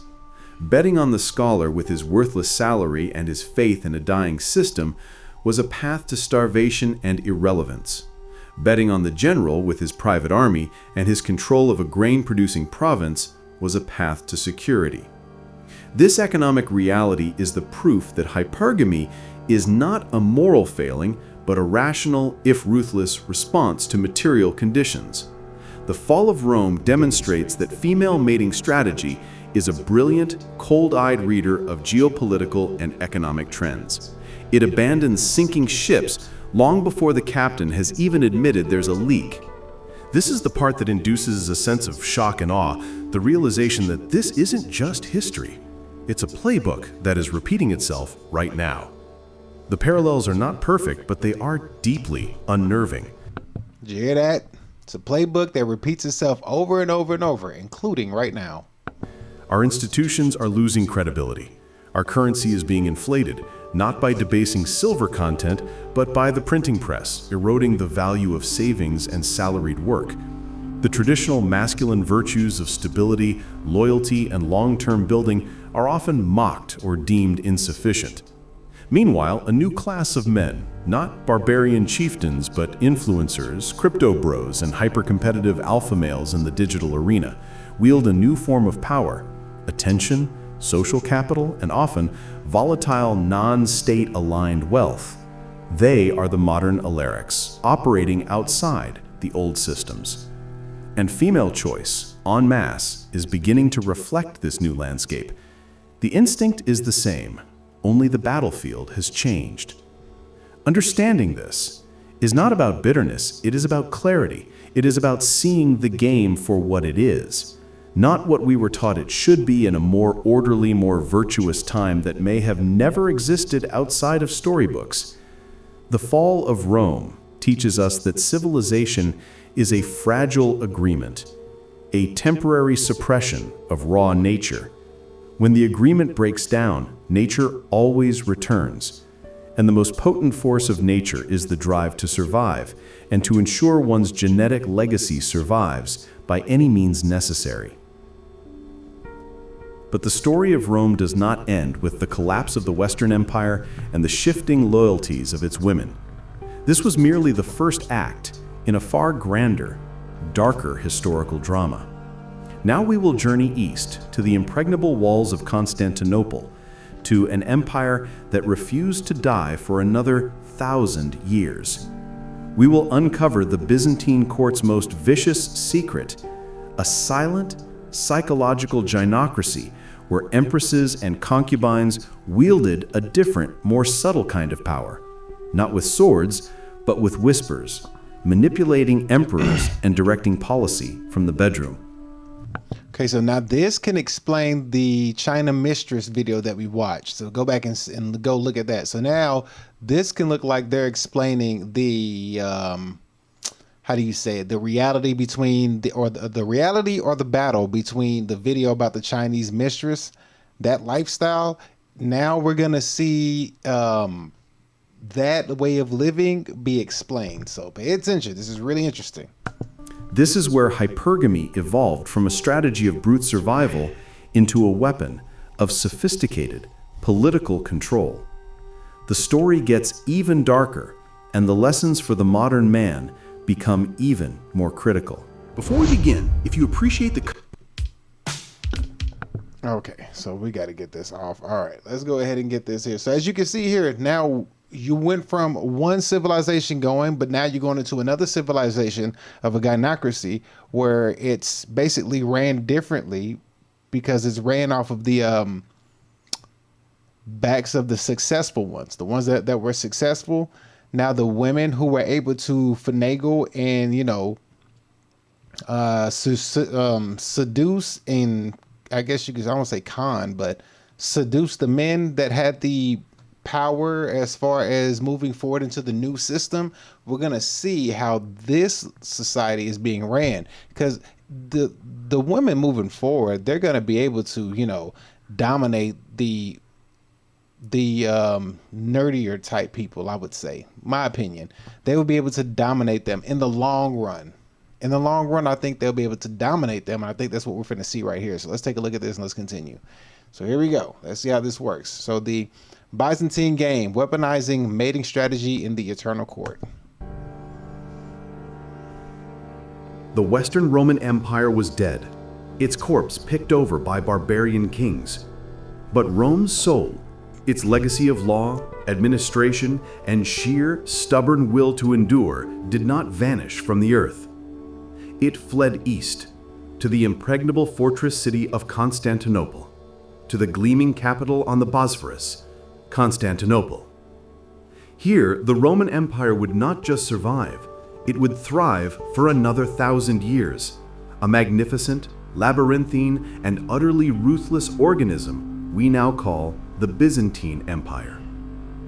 And it is here, within the gilded cages of the Great Palace, amidst the scent of incense and the quiet rustle of silk, that our historical case study deepens into something far more complex and psychologically terrifying. The fall of the West revealed hypergamy in its raw, primal form, a reaction to immediate physical danger. But the survival of the East, reveals its evolution into its most potent and sophisticated state, no longer just a strategy of survival, but a weaponized instrument of supreme political power.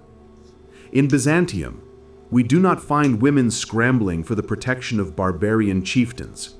We find them becoming the powers behind and even upon the throne itself, mastering a system so complex and deadly that it made the battlefield outside the walls look like a simple playground.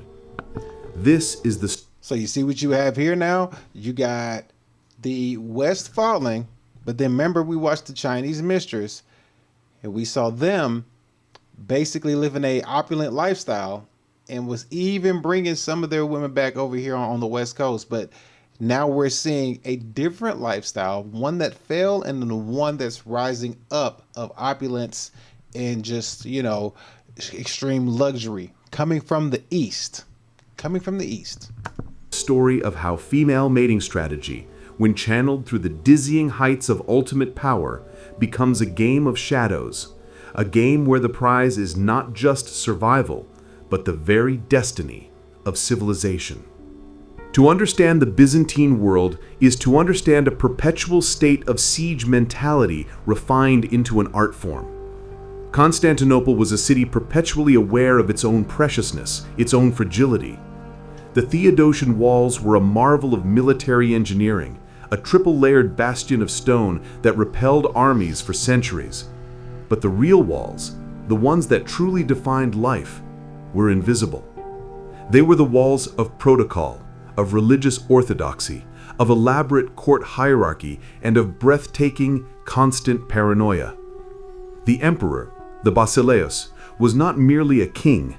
He was God's vice-regent on earth, a semi-divine figure shrouded in ritual so complex it was a form of psychological warfare. To approach him was to engage in a ballet of subordination, prostrations, specific forms of address, the wearing of certain colors. This created a world where power was not just about physical strength or military command, though those were important. With YouTube Premium, watch ad-free videos. And come on, there we go. All right, so let's see. So now we're seeing it. So now we're seeing how the power has officially shifted, and we're going to see how the power is then distributed between the male and the female. So let's continue. This is getting good. Access and information. The key to this inner sanctum, this holy of holies of power, was often not the general or the eunuch administrator, though they had their roles. It was the woman in the emperor's bed. The empress, the wife, the favorite concubine. She occupied a unique space. She could see the godlike emperor as a man, vulnerable, fearful, vain, and needy. She could speak to him not as a subject to a deity, but as an intimate confidant. In this environment, hypergamy underwent a metamorphosis. The goal was no longer to simply secure a strong protector from external threats. The goal was to climb to the very apex of the most powerful and dangerous human structure on the planet, and to do it from the inside. It was to become the ultimate mate, not to a man, but to the institution of power itself. Let's make this real. Let's feel the cold, polished marble underfoot and smell the myrrh burning in the censers. Imagine you are Theodora, not the legendary empress yet, but the daughter of a bear keeper from the hippodrome. You are not born into nobility. You were born into the gritty, performative world of the circus factions, the blues and the greens. You have been an actress, a profession synonymous with prostitution. You have known poverty, humiliation, and the fickle cruelty of the mob. Your life has been a masterclass in assessing risk, reading audiences, and using your wit and your body to survive. Then you meet him, Justinian. He is not the emperor yet, but the nephew of the current emperor, Justin I. He is a serious, ambitious, and brilliant man, utterly captivated by you. This is the hypergamous leap of the millennium, from the sawdust of the arena to the porphyry chambers of the palace. But Theodora's genius was not in making the leap, it was in understanding what to do once she got there. She did not just become his wife, she became his partner in the most profound sense. She recognized that his power, and by extension, hers, was vulnerable. It was vulnerable to the mob, to the scheming senators, to the heresies that could split the empire. Her mating strategy evolved from securing the man to securing the system that upheld the man. She became his chief advisor, his most ruthless strategist. She said, went from securing the man to securing the system that upheld the man. Talk about a leap. Talk about a leap of power. Her most famous moment, the moment that reveals the sheer steel of her will, came during the Nika riots. The city was in flames. The mob had declared a new emperor. Justinian's court was paralyzed with fear, urging him to flee to save himself while he could. It was Theodora who stood up and stopped him. The historian Procopius, who despised her, records her speech.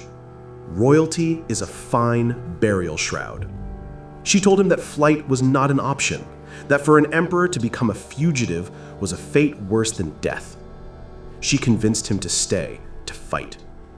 Her general, Belisarius, marched in and slaughtered tens of thousands in the Hippodrome, cementing Justinian's power absolutely. Theodora's value was not just in her beauty or her charm, it was in her psychological fortitude, her understanding of power's theater, and her absolute refusal to descend back into the obscurity from which she came. Her hypergamy was active, not passive. She didn't just choose a powerful man, she forged him, defended him, and through him, ruled an empire.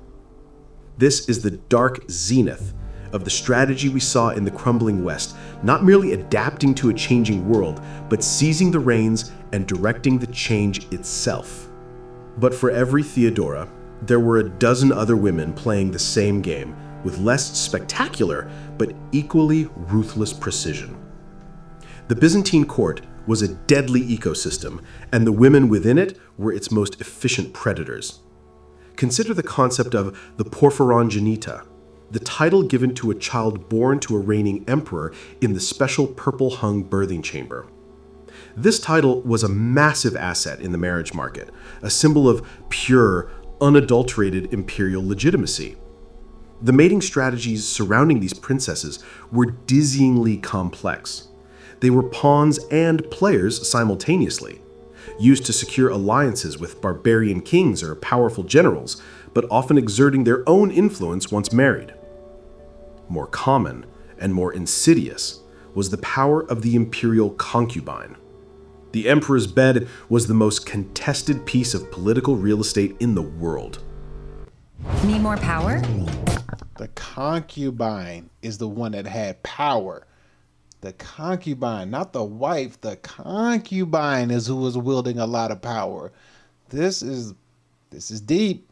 This is deep. Now we just have to see how this all plays out. Because yeah, we see who's wielding the power in the background, but let's see how this plays out. We gotta hurry up and get this done. So here we go. Beautiful woman from a minor aristocratic family could catapult their entire lineage to greatness by becoming the emperor's favorite. This created a silent, brutal competition among women, a cold war of aesthetics, intelligence, and intrigue. They weren't just competing for love or affection, they were competing for the chance to become the mother of an heir, to become the Empress Dowager, the most powerful position of all. The Empress Dowager, as regent for a young son, often held ultimate power for years. This is where hypergamy becomes a long-term, multi-generational project. It's about placing your bloodline on the throne itself. The stories were like something from a toxic thriller. Look at Empress Irene of Athens in the 8th century, who so desired power that she allegedly had her own son, Emperor Constantine VI, blinded and deposed to rule alone. The first woman to be sole ruler of the Roman Empire in her own right. She wasn't a mother protecting her child, she was a competitor eliminating a rival. This is the logical, chilling endpoint of the instinctual we witnessed in the crumbling West. When the stakes are the throne of Caesar, The strategies become as absolute and merciless as the power itself. This environment created a peculiar and devastating form of male trauma, one that is deeply relevant to the modern man feeling alienated in today's social landscape. The Byzantine aristocratic male was caught in a possible bind. On one hand, the culture celebrated raw masculine power, the military valor of the general, the steadfastness of the orthodox soldier emperor.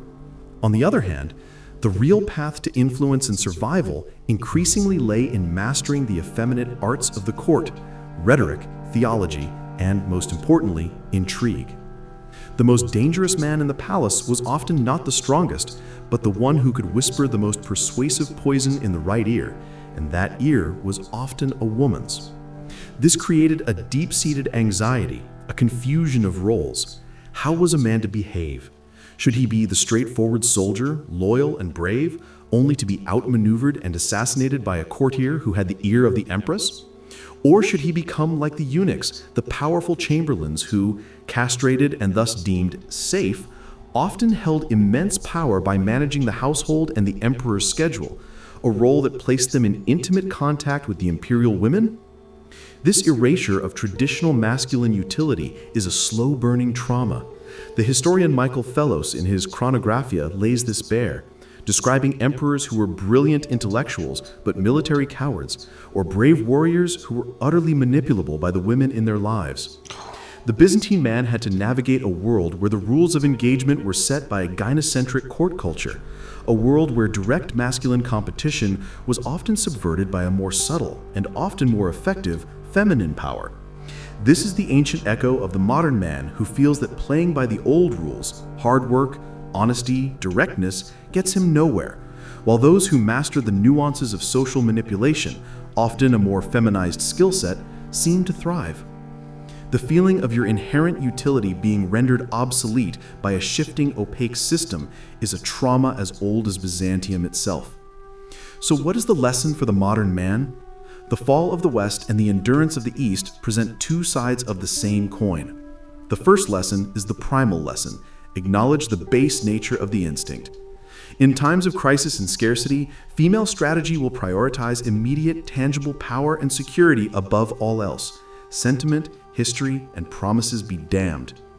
The second, more complex lesson from Byzantium is the civilized lesson. In stable, complex hierarchies, the game does not disappear. It simply becomes more sophisticated. It moves from the physical to the psychological.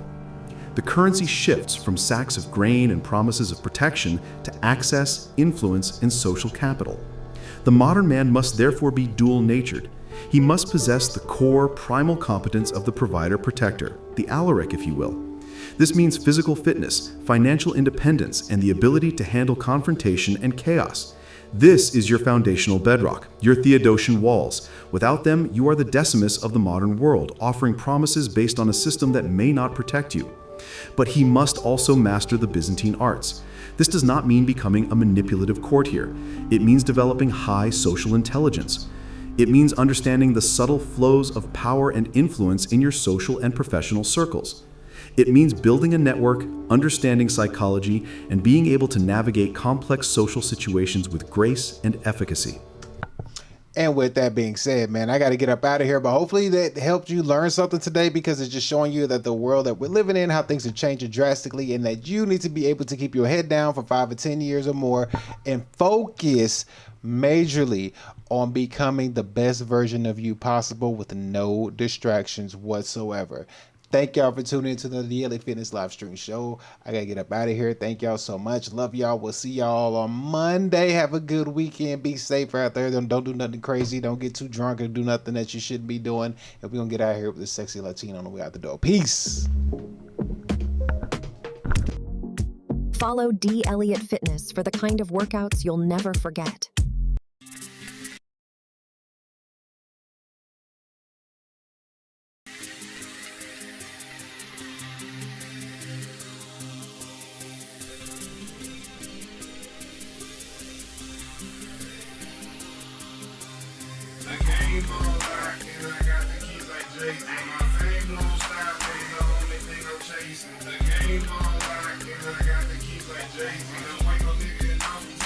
In the studio, in jail, or on the street. Talking the wrong, cooling off your teeth. Got that one hit to quit it, knock you off your feet. It's big on, baby, I'm obsolete. Pockets chunky like cottage cheese. Real nigga, I just gotta be. Smoking weed that don't gotta see. Used to be a hustler prodigy. I love when people say they proud of me. I'm eating good, smoking broccoli. Taking over blocks like Monopoly. Only fuck the ones that's my policy. Most of these hoes tryna cause a scene. Like niggas mad they not on the team. See, I got bread, then buy the dream. The game on like, and I got the keys like Jay. My fame won't stop, no, the only thing I'm chasing. The game on like, and I got the keys like Jay. I'm waiting on nigga in the hospital. In the booth, playing beats. The game on like, and I got the keys like Jay. My fame won't stop, no, the only thing I'm chasing. The game on like, and I got the keys like Jay. I'm waiting on nigga in the hospital. In the booth, playing beats. Counting cash and smoking green, can me blow a cloud like a smoke machine. Your bitch on my dick, she got no to sing. From the BS, yeah, I know it's thing. I'll plug your bitch like a 6-string. Jordan with the bitches got 6 rings. Smoke till my bitch a split screen. The fresh from pain pills and sipping lane. Riding dirty, but I'm extra clean. Lyrics nice, but I'm extra mean. All-star, heavyweight like Overeem. The bitch nice like she over me. I flip money like Clover G. Gang hustle like TIP. It's all baby like DIG. Acronym like KRIT. The game on lock, and I got the keys like Jay-Z. My fame won't stop, but the only thing I'm chasing. The game on lock, and I got the keys like Jay-Z. I'm waiting on nigga in hospital. In the booth, playing beats. The game on lock, and I got the keys like Jay-Z. My fame won't stop, but the only thing I'm chasing. The game on lock, and I got the keys like Jay-Z. I'm waiting on nigga in hospital. In the booth, playing beats. In the beats like RP. No hard shit where your artery. Cutting up, who sharp as me? Rolling up accordingly. Pulling hoes, no sorcery. Rapping like y'all forcing me. If I ain't right, then it's forgery. Niggas selling to the rock like a force beat. Lyrical monster on the